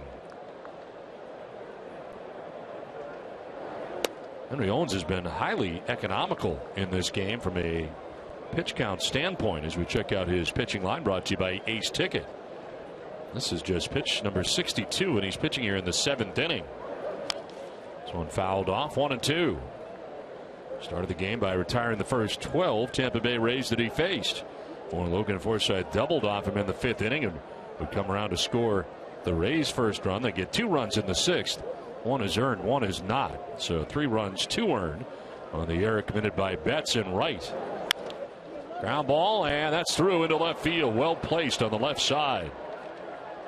Let's get a game break brought to you by Jordan's, the furniture store of the Boston Red Sox. Tom?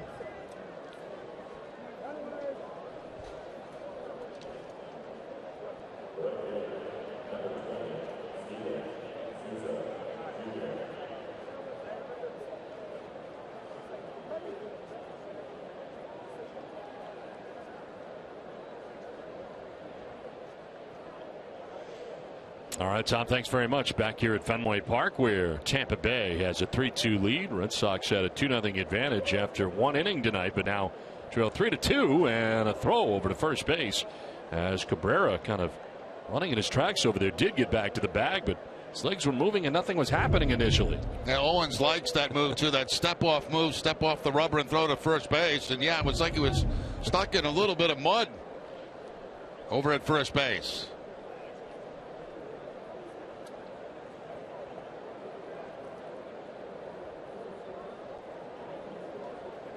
Good size lead again. Souza will take ball 1 outside. Steven Souza Jr. striking out swinging in the 2nd inning. And a sacrifice fly to right field in the 5th inning. 37th RBI for Souza.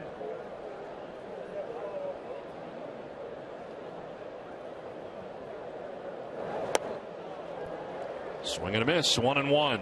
Is that good changeup again to Souza from Owens? He's had a good one all night long. And a little bit of help there, chasing one that's off the outside part of the plate. We'll throw to first base here.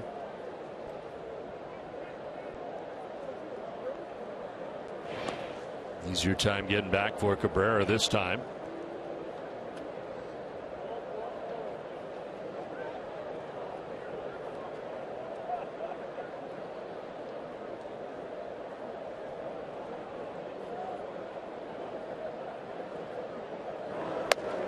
Very high, and it's 2-1.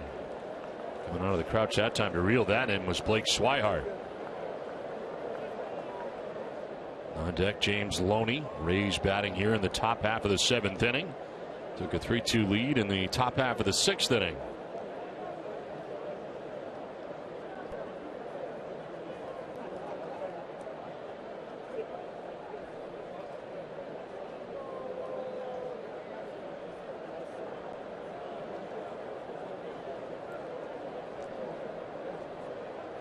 Another throw over, and Cabrera back to the bag. He's had to dive each time.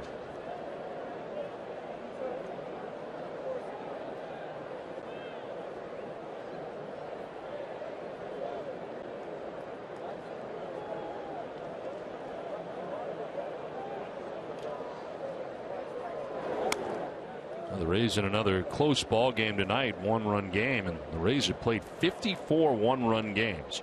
They're 25 and 29 in 1-run games. They're tied with the St. Louis Cardinals and the Chicago White Sox for the most in the majors in that category. 3-1 pitch to Souza Jr.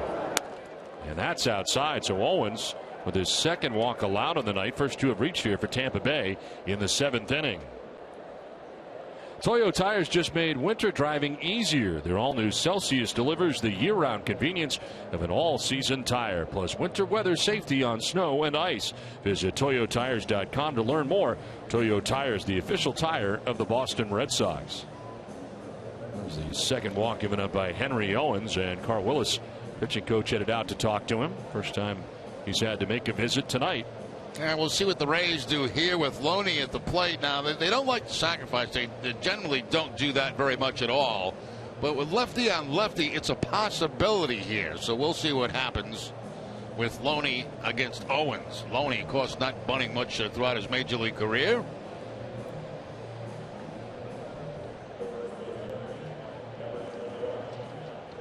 Stay tuned for Red Sox Final, presented by Uno's. TC and Tim Wakefield will preview Rick Porcello's start against the Rays in Game 3 of the series.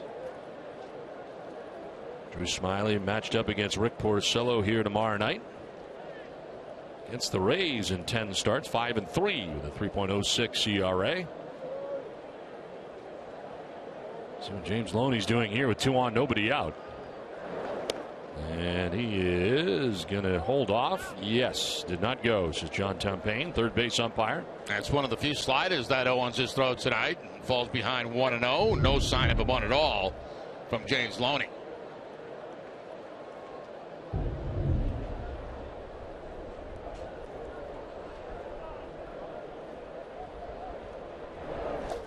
In the dirt outside, and it's 2-0.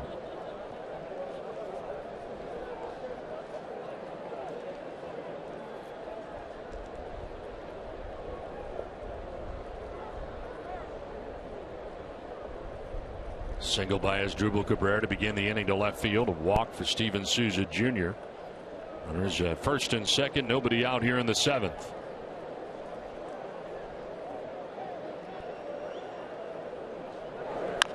Loney hits on the ground right side. Shaw is going to have no play anywhere. And very late getting off the mound was Henry Owens. They're going to have a tough time getting Loney at first anyway, with Shaw drifting over to the second base side at first, and now the bases are loaded with nobody out. And I think what happened with Shaw here is he's looking towards second base before seeing that ball go into his glove. He just does not get it in the webbing of his glove. He reaches in and there's no baseball.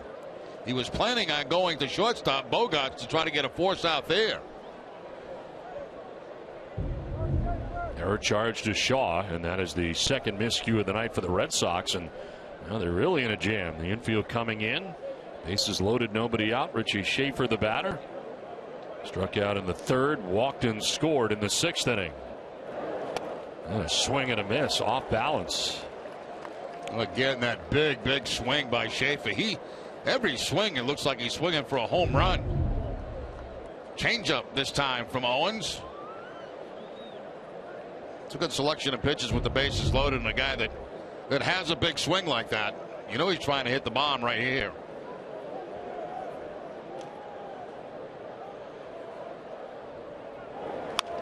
Hits it on the ground, lots of spin. Shot of the backhand's coming home with it for the force out there. And the first out of the inning. Nice play by Shaw coming home, and they're able to get the runner from third in Cabrera. Now in a situation with the bases loaded, Schaefer did not see a fastball. 2 changeups in a row. And Shaw this time does not panic, does not rush, just gets the sure out at home plate. Knew that that's the only out that he could possibly get. And no chance at all for a Red Sox double play there. They have changed the ruling, incidentally, on the play at first base for Shaw from an error to a base hit for James Loney. So 1 miscue tonight for the Red Sox. A throwing error by Mookie Betts, right fielder. Bases reloaded here for the Rays with 1 out. Luke Maile, the batter, and a swing and a miss for strike 1. First career at bat for Maile with the bases loaded, just 1 for 17. 0 for 2 tonight. Struck out swinging in the 3rd inning. Popped out to shortstop in the 6th inning.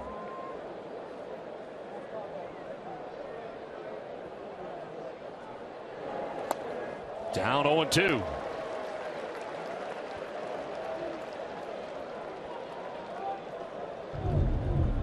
Once again, the changeup working down and away from Maile.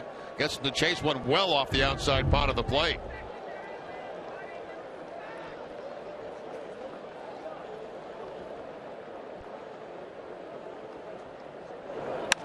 On the ground, knocked down by Owens. He's coming home for an out there. Throw to first and an out there.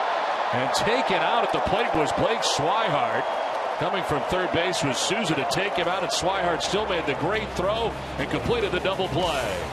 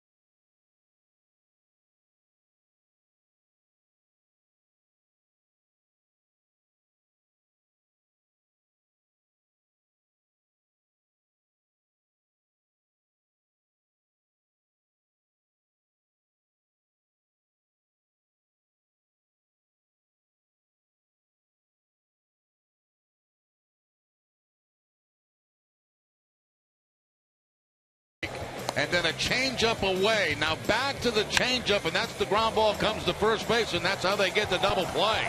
Beautiful play by Swihart behind the plate. Remember, he becomes like a second baseman, a shortstop here. You can take him out of the play as long as you can touch home plate because they are going for a double play. And Souza Jr. coming in and upending Swihart, but he still completes the double play at first base. Very nice play. 3-2 Tampa Bay on top. Yeah, the base is loaded with nobody out, and they cannot score. Devin Marrero, Jackie Bradley Jr., Mookie Betts to bat in the 7th inning. And a pitch up and away, 1-1. Next pitch will be a hundo for Matt Moore as Andrew Bellotti up in the pen now. And it's a swing and a miss, headed downward, 1-2.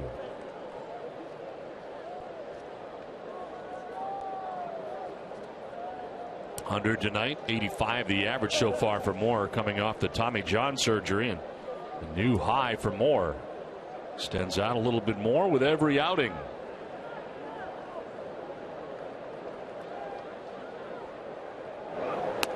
In there for strike 3, freezing Marrero. That is strikeout number 7 for Matt Moore. Second time Marrero's down by way of the K. Yeah, second time he's got him on a curveball too. Very good pitch by Moore. He starts it outside and picks up the outside corner.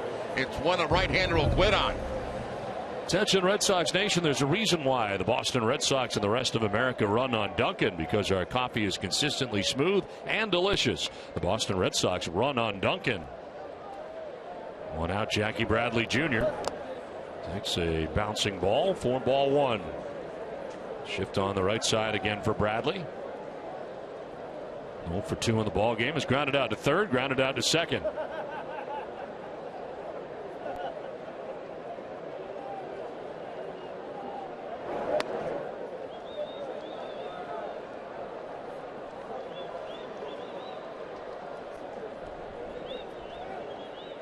Mookie Betts waiting on deck. Red Sox batting here in their half of the 7th inning, trailing by a run.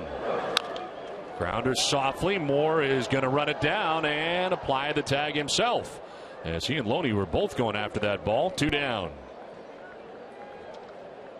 Well, just 2 more days to take advantage of the Red Sox family 4-packs. Through this special package, fans will get 4 tickets, 4 hot dogs, and 4 sodas for $75. Visit redsox.com/family 4-packs to take advantage of this great deal before the end of the season. I think there's technically 5 people there, though, in that packs. Yeah, but you just count 4. All right. The pitching change here for the Rays. Moore done after 6 2/3, 3-2 Tampa Bay.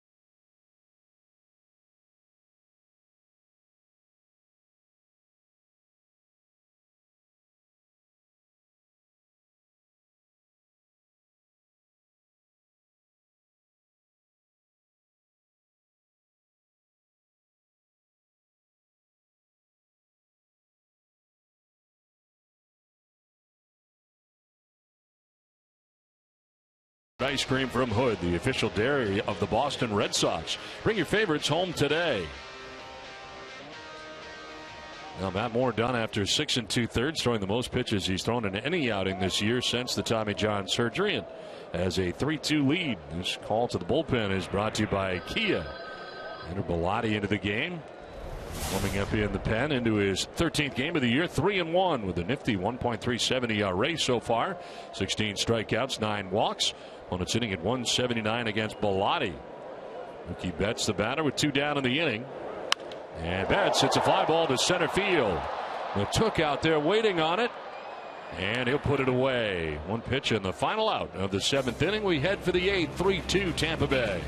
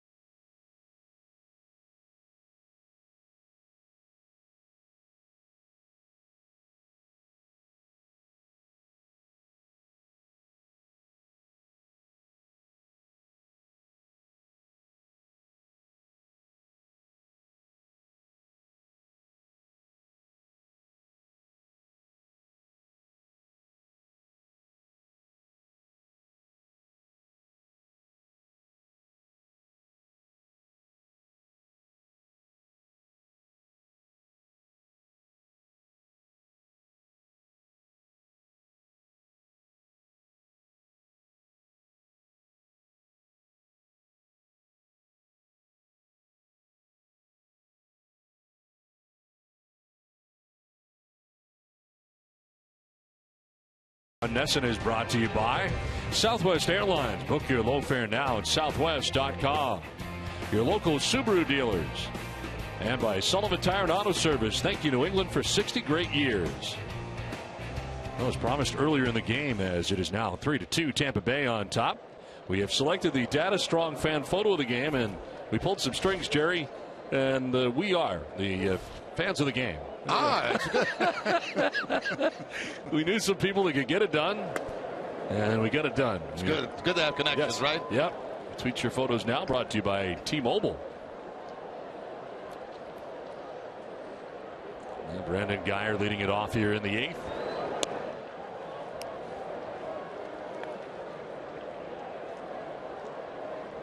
Guyer has flied out to the warning track in center, popped out to first, been hit by a pitch and scored a run. There's a foul tip, 1-2. A little bit behind that fastball. There have been so many off-speed pitches tonight by Owens that fastball got by him in a hurry.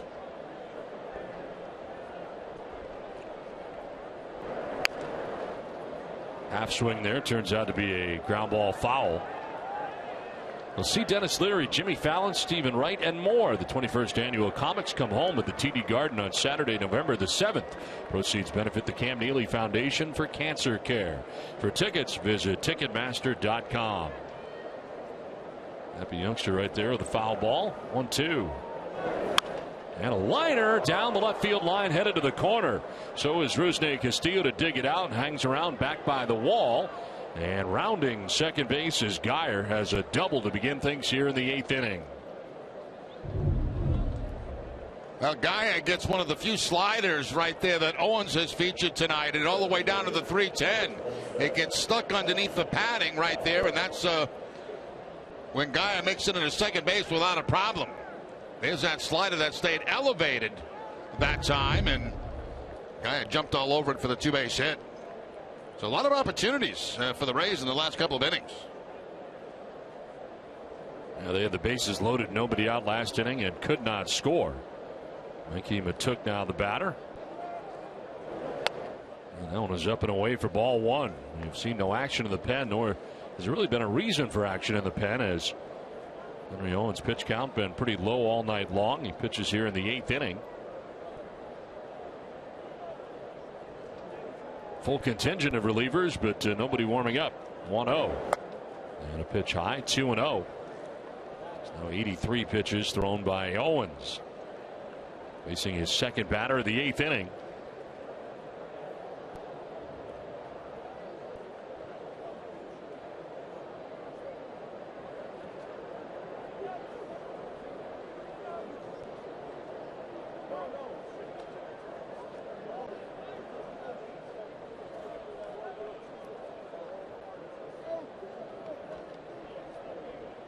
Ten steals on the season for Guyer, been caught 4 times.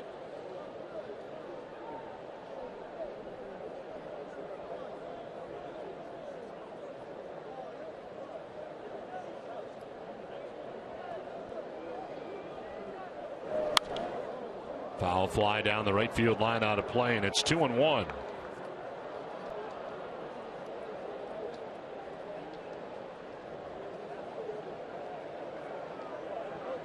Alex Spear, the Boston Globe, pointing out Owens pitching into the 8th inning, back-to-back starts, first time as major leaguer.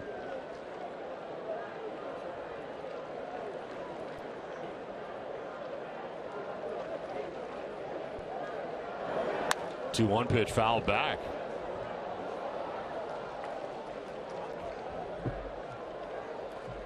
More action now. The first action for the Red Sox. Matt Barnes, a right-hander up.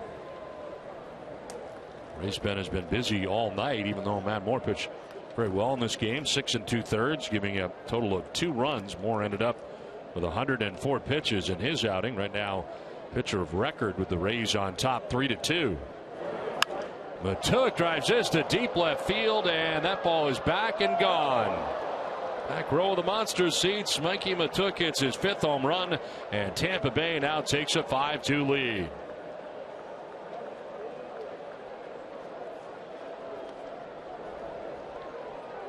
Well, the double by Guyer in this inning coming on the slider. It's the curveball to Matuk. There's the breaking ball right there, and he goes right down with it just above the knees. So the 5th of the season for Matuk. And the Rays finally take advantage of a base runner in scoring position with the long ball, the home run. Now Evan Longoria, the batter, will chop one left side. Bogarts from short left field with a throw that is not going to be in time. It gets off the glove of Shaw. Beating it out is Evan Longoria. So 3 straight hits now for the Rays to open up this 8th inning. Well, Bogart's doing all he can possibly do here, ranging to his right. The jump throw to first base is going to be wide. And even if it's on target, it would not have been in time to get Evan Longoria. Carl Willis on the phone, checking on Barnes, who's not been up for very long out there in the pen. Logan Forsythe coming up. Let's see if we get further action now. Looks like we're going to.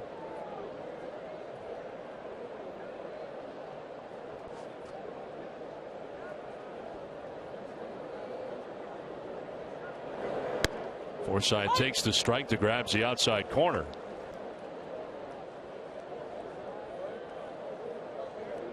Greg Breslow throwing his first warm-up toss as he joins Matt Barnes in the pen.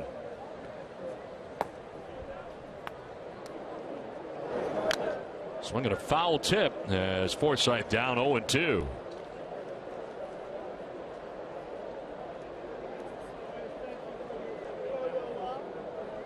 2 strikeouts, a double for Forsythe in this game. Has scored a run. He bats with Evan Longoria with a short lead at first base. Fly ball right field has Mookie Betts back and over to make the catch for the first out of the inning. So Forsythe retired. Longoria back to the bag at first, and here comes Torey Lovullo.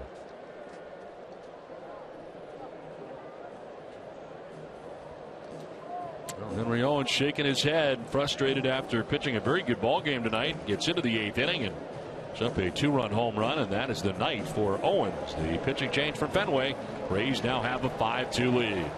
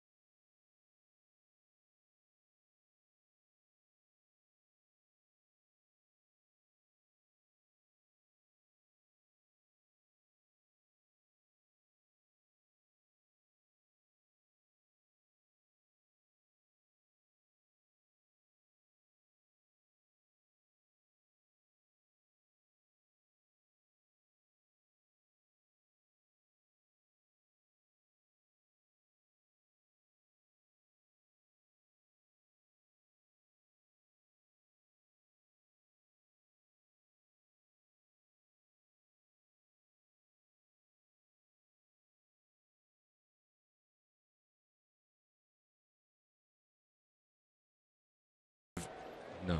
Yes. Conducive? No, conductive. Materials in the world, Jerry. Right now at Jordan's, you'll find mattresses infused with actual diamond dust that draws heat away fast and regulates your body temperature for a cooler night's sleep. Introducing the Beauty Rest Hybrid, and it's only at Jordan's Furniture. Visit Jordans.com for details. As Drupal Cabrera, the first bat at Matt Barnes faces. As Barnes misses outside for ball one. Yeah, we talked about that Diamond does before. Yes. Sounds intriguing. It really does. Barnes into his 27th game, 3-4 with a 6.25 earned run average. Opponent sitting at 329 against him.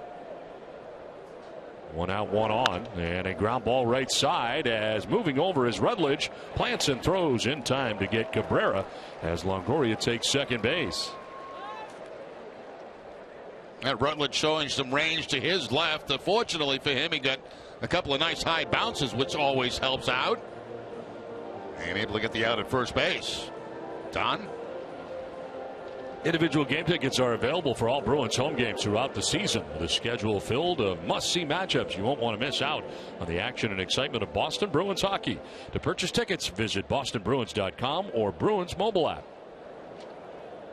Two down, Longoria at second base, and it brings up Steven Souza Jr., who has struck out and a sac fly to right and walked in the game.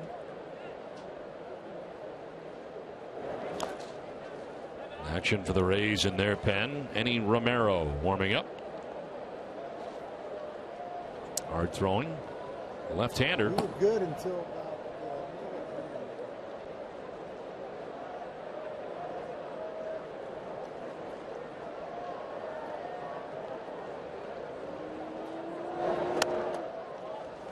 missing off the outside edge, 2-0. Henry Owens responsible for Evan Longoria, who's at second base. Owens allowed 7 hits and 7 1/3. Walked 2, struck out 5 in his outing, and on the hook, giving up a 2-run home run to Mikey Matuk in this, the 8th inning.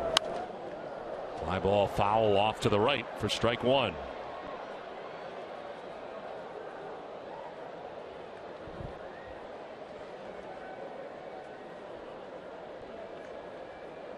James Loney waiting on deck.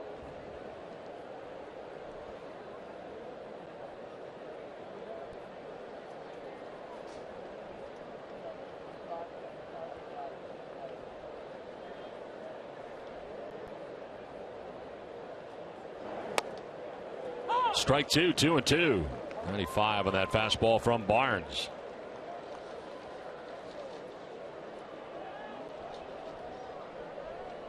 Barnes last working on Friday night in Toronto. Relief of Rick Porcello throwing the 7th inning on Friday night. An inning, gave up a hit, had a strikeout.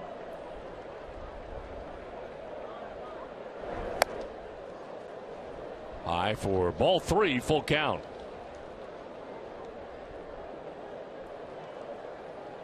Matt Barnes in the midst of his 5th stint with the Red Sox this year. 26 games now, 24 in relief for him. 3-2 with a 5.11 earned run average. On the outside corner for strike 3. Souza doesn't like the call. He's out number 3, but now it is 5-2 Tampa Bay.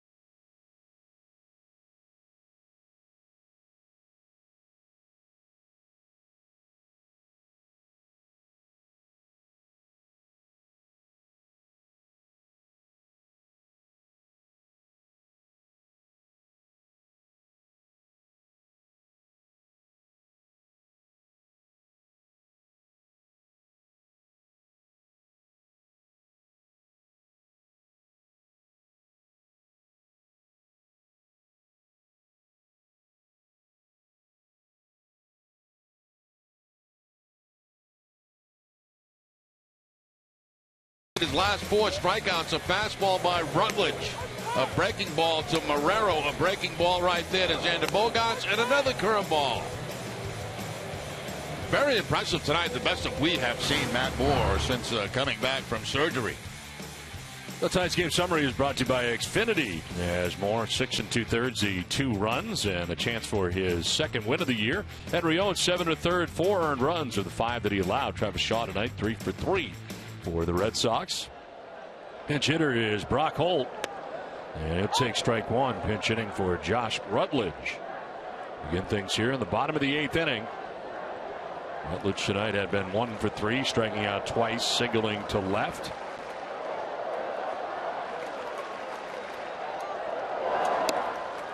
Strike 2.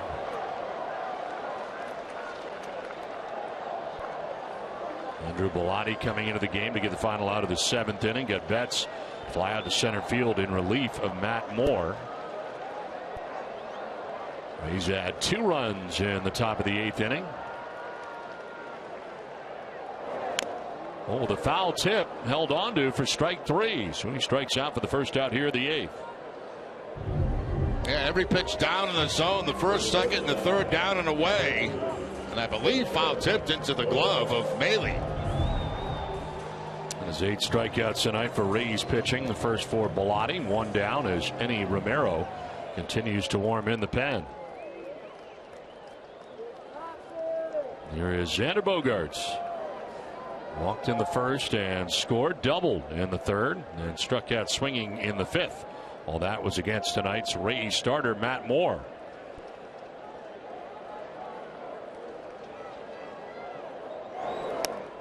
Swing and a miss for strike 1.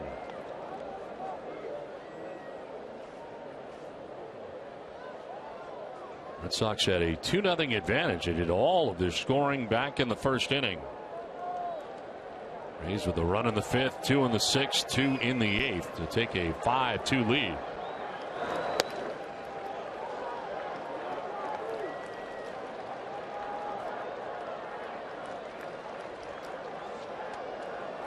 Well, the Red Sox last night were able to get to the Rays bullpen. Let's see what they can do tonight.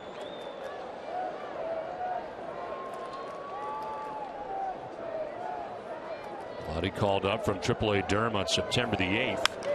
Here's a drive to left field for Bogaerts, and that is going to be off the wall. Geyer plays the carom. Bogaerts headed to second base, where he will be out. Trying to stretch it into a double, thrown out as Geyer plays it well off the wall, and Bogaerts is thrown out at second base. Yeah, Bogaerts has made a couple of base running mistakes in this game tonight. Remember the one with nobody out, where the ball was caught in left field and got doubled up at second base, and now down by 3 runs late in the game, trying to stretch this into a double. Now the Red Sox may challenge this. There's a throw into second base, and second base umpire Hirschbeck right on top of the play. The bounce, the catch. Now let's see if the tag's there on the hand. I believe it is. Yep.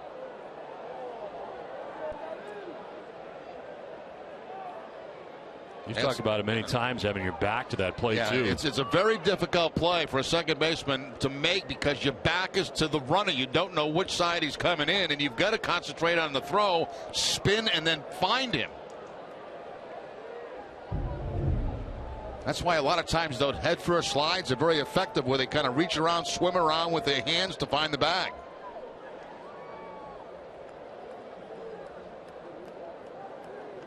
So they're going to make a change here as Kevin Cash coming out there, not going to challenge, as Bogaerts have a single thrown out in that play, 7-4 with Forsythe covering the bag, and the pitching change here from Fenway, 5-2 Tampa Bay.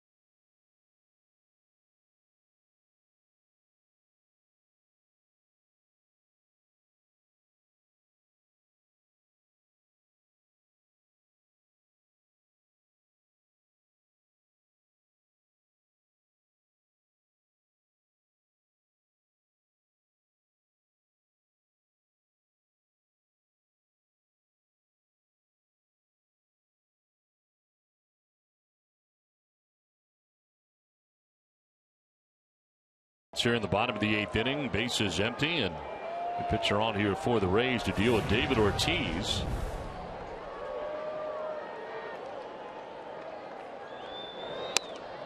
And it is strike one to Big Papi at 97 from Eddie Romero. New pitcher now for Tampa Bay. 18th appearance, 0-1 with a 4.88 earned run average. 26 Ks, 10 walks. Opponent sitting at 297 against Romero. And a pitch for strike two. David tonight has walked, flied into a double play, and flied out to left.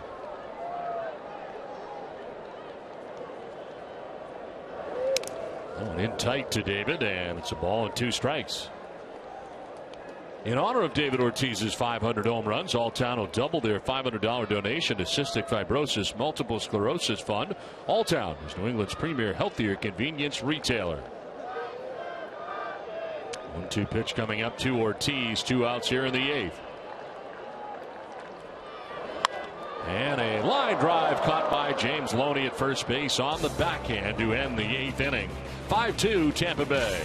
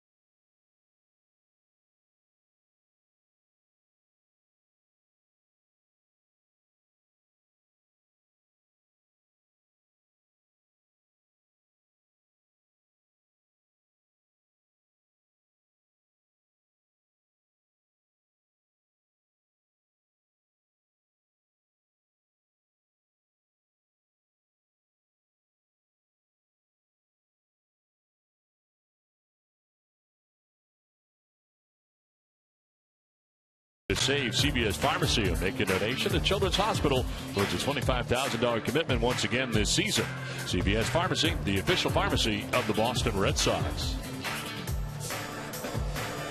Well, Red Sox fans hoping the Red Sox can come from behind tonight, trailing 5-2 as the Rays come to bat here in the 9th inning. Brock Holt, who pinch hit for Josh Rutledge, takes over at second base defensively. And new pitcher for the Red Sox, Craig Breslow, into his 43rd game of the year. 0-3 with a 4.61 earned run average, 41 Ks to 21 walks. Opponent sitting at 290 against Breslow. He takes over for Matt Barnes, who went 2/3 of an inning and had a strikeout.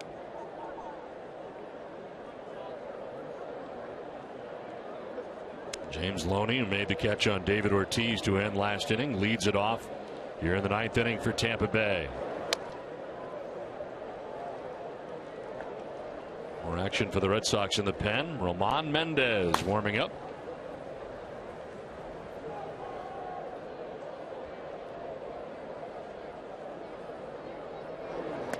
Swing and a miss.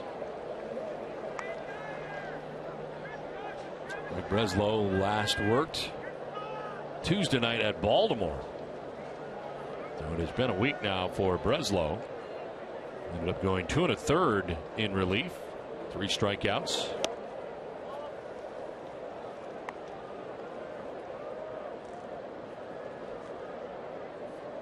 Fenway Park. He's at a 3.38 earned run average in 20 appearances on the year, compared to 6.35 on the road. 22 road appearances. A minor foul off to the left. Well, tomorrow at 6:30, don't miss Red Sox Game Day Live, presented by DCU. TC and Tim Wakefield to preview Rick Porcello's start against the Rays. DCU, Digital Federal Credit Union. What can DCU save you?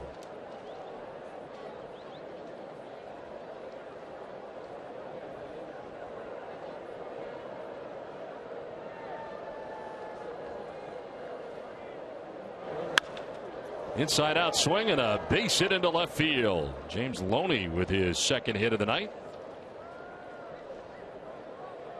Well, don't miss the excitement of the Bruins and Celtics this season. Single game seats are now on sale. It's an ideal way for groups of 18 to 60 fans to enjoy a game. For additional information, visit tdgarden.com/suite rentals or call the number on your screen. Well, what nice hitting that was by James Loney. He took a fastball that was inside and moved it hard to the opposite field. Very good swing.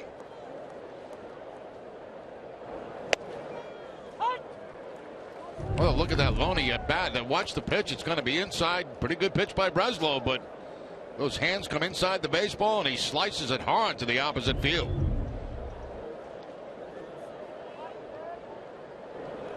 Richie Schaefer taking a pitch downstairs. It evens the count at 1-1. Those are for the Rays getting ready. Brad Boxberger, the right-hander.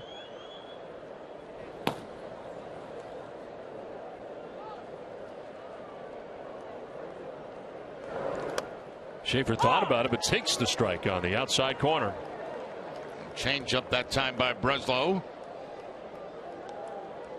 The Yankees had a 2-0 lead earlier. Blue Jays came back, tied up. Now it's the Yankees on top 3-2. Eighth inning from the Rogers Center tonight in an American League East battle.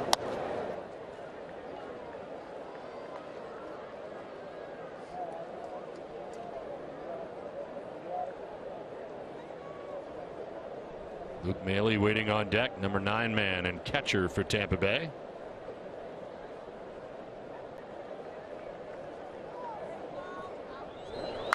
Schaefer fouls it back, still 2-2. Only a few more chances to see your name in the Boston Globe and on TV. Just visit NESN.com/freeze-frame to see the photo of the week and send in a clever caption that could make it on the next NESN Clubhouse show.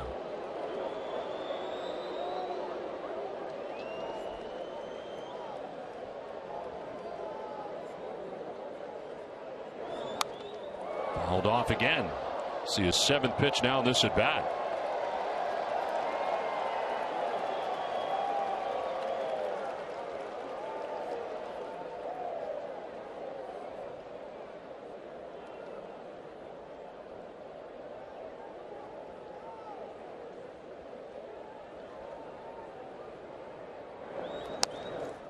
Low and away, full count.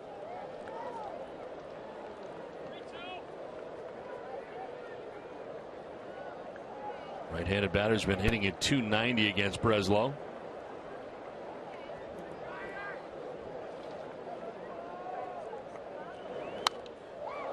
A protective swing there by Schaefer and a pitch away.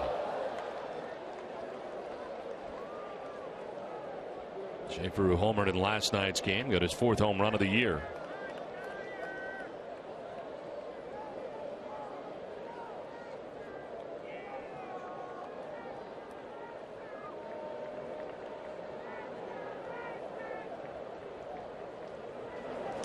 Swing and a miss, and Breslow able to strike out Schaefer. First out of the 9th.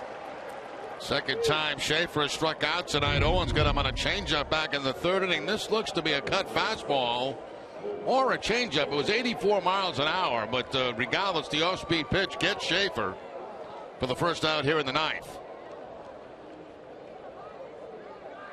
Looked like more of a cutter, didn't it? And it was down, and chasing it is Schaefer for the first out of the inning. Luke Maile, the batter, 0 for 3. Struck out, popped out, grounded into a 1-2-3 double play. Back in the 7th inning. Inning, the Rays had the bases loaded with nobody out. They did not score in that inning, but they would add 2 in the 8th. Foul back to the screen, 1-1.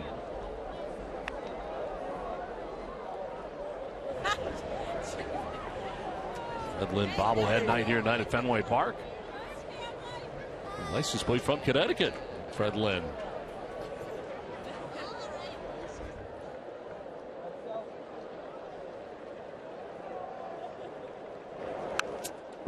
Foul back, 1-2.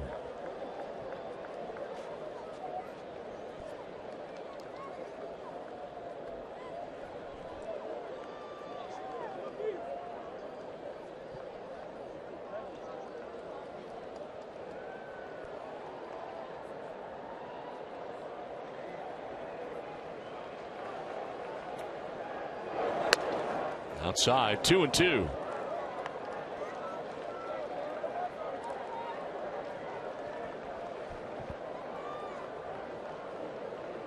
Single by Alone to begin the inning. Breslow ends up striking out Schaefer.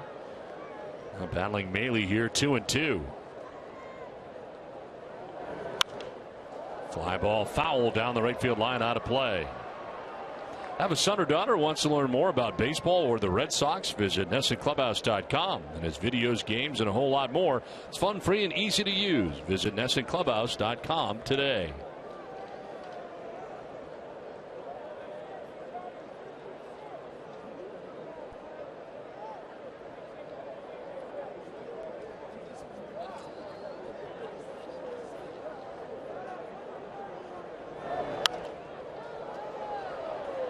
Foul ball, over goes Shaw, but he won't have a play.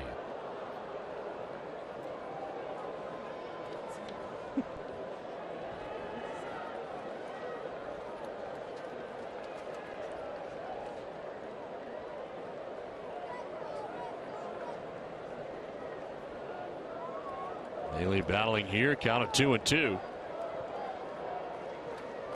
We'll see his 7th pitch in this at bat.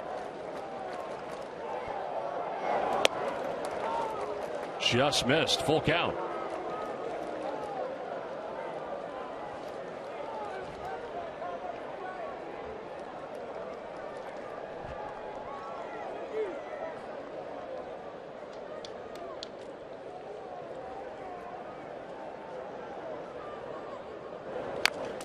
Fouled off at the plate, and we'll do it again.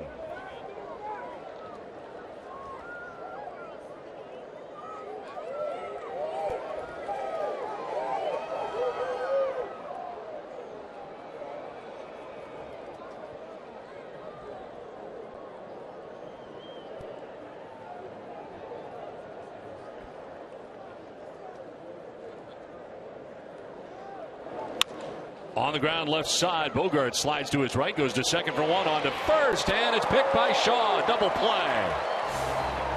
We head to the bottom of the 9th. Red Sox trailing 5-2.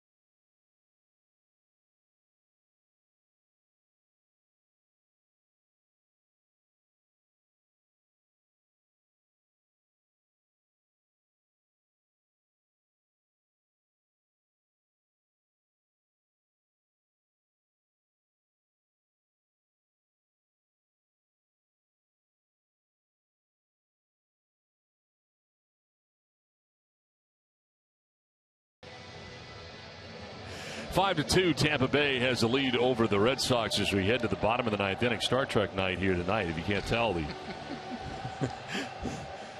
many Star Trekkies have come out here to the ballpark tonight. Brad Boxberger is in the game here for the Rays, trying to close it out. 64th appearance, 4-10 with a 3.90 earned run average. 35 out of 41 in save opportunities, 7 strikeouts to 30 walks, 240 opponent batting average against Boxberger. It'll be Travis Shaw, Rusney Castillo, Blake Swihart scheduled to bat here in the ninth inning.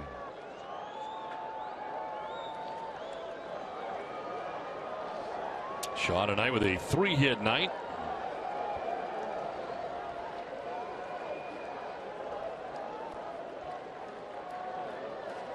Shifting on Shaw on the right side as he takes strike one at 93 miles an hour. There is the shift tight to the infield. Outfield about straight away and deep on Shaw.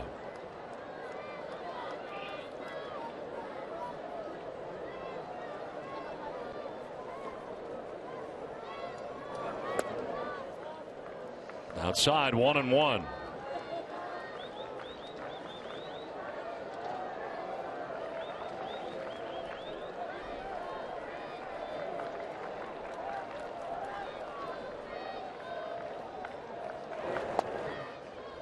Two and one.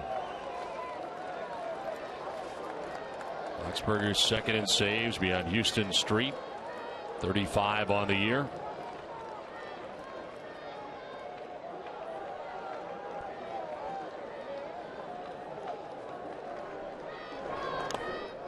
A bounce in, ball 3, 3-1. Ten losses, 35 saves in the same year. Alex Spear of the Boston Globe pointing out, first American League pitcher.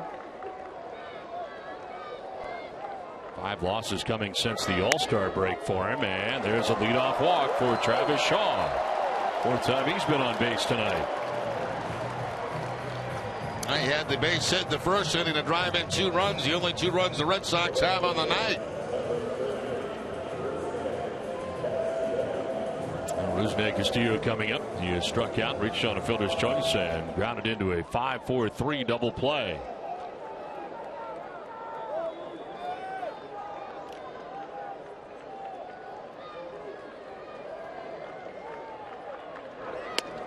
In there for strike one to Castillo at 94 miles an hour. So Shaw was down 0-1, and now Castillo down 0-1, but Shaw ended up working a walk.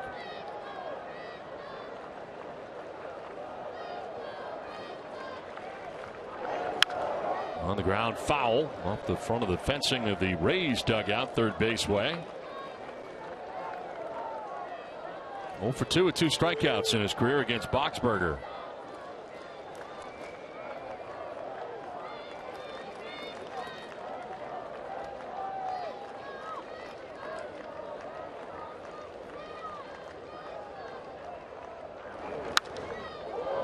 Line foul back into the grandstand and a hot shot. Boxberger's fastball right now, 93, 94 miles an hour. Of course, made the mistake of walking the leadoff man here with the lead in the ninth inning.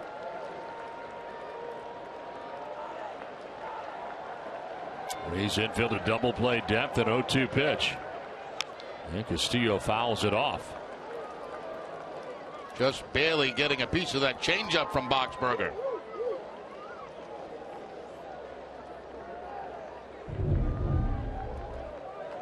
There's the change down out of the strike zone and just tapped by Castillo.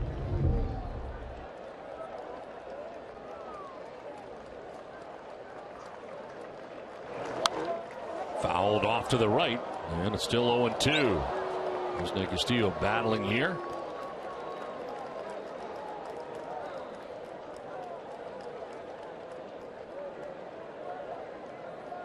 Four blown saves in the last 12 save opportunities for Brad Boxberger.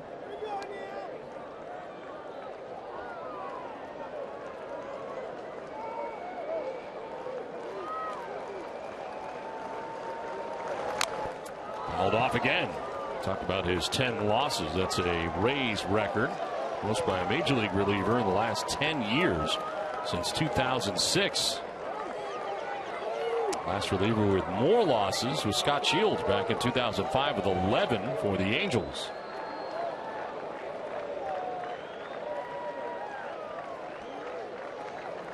No 2 pitch. Castillo to right field. Souza Jr. out there in right will make the catch for the first out of the 9th inning.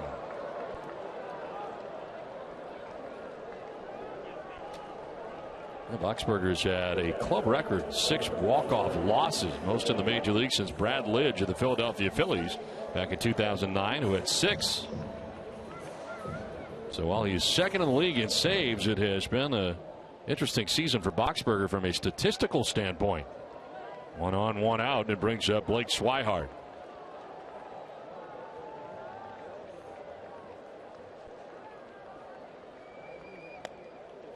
Strike 1.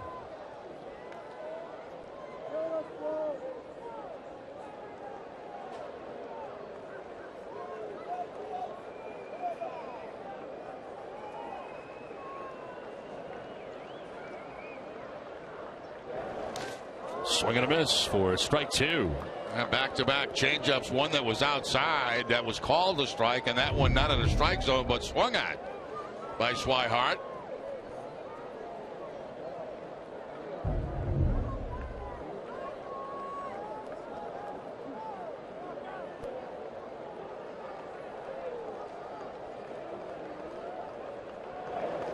Swing and a miss, and Swihart baffled in that at bat, and he saw a lot of changeups. First strikeout for Boxberger, and there are 2 outs in the inning.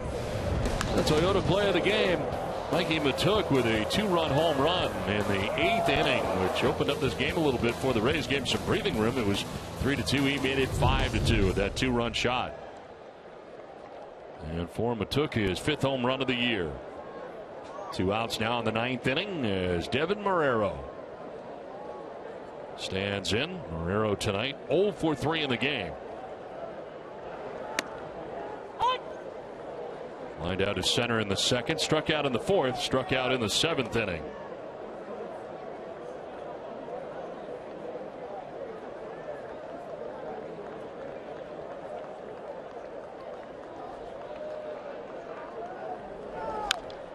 Rolled over foul, and it's 0-2. So far, it's been fastball changeup from Boxberger.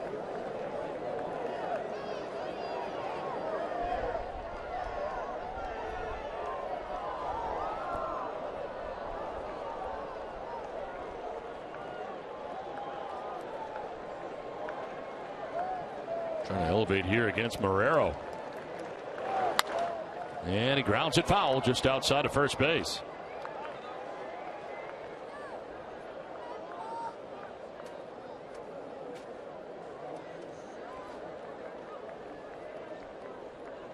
Leadoff walk by Travis Shaw, still at first. As Castillo flied to right, Swihart struck out. Jackie Bradley Jr. hoping to get a chance here in the bottom of the 9th inning.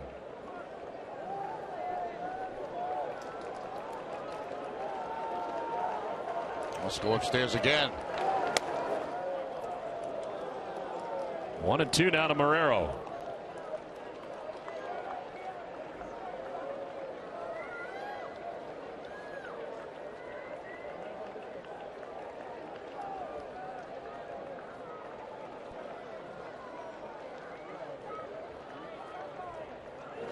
Swing and a miss, and the Rays win this one 5-2. Back-to-back strikeouts for Boxberger to end the 9th inning.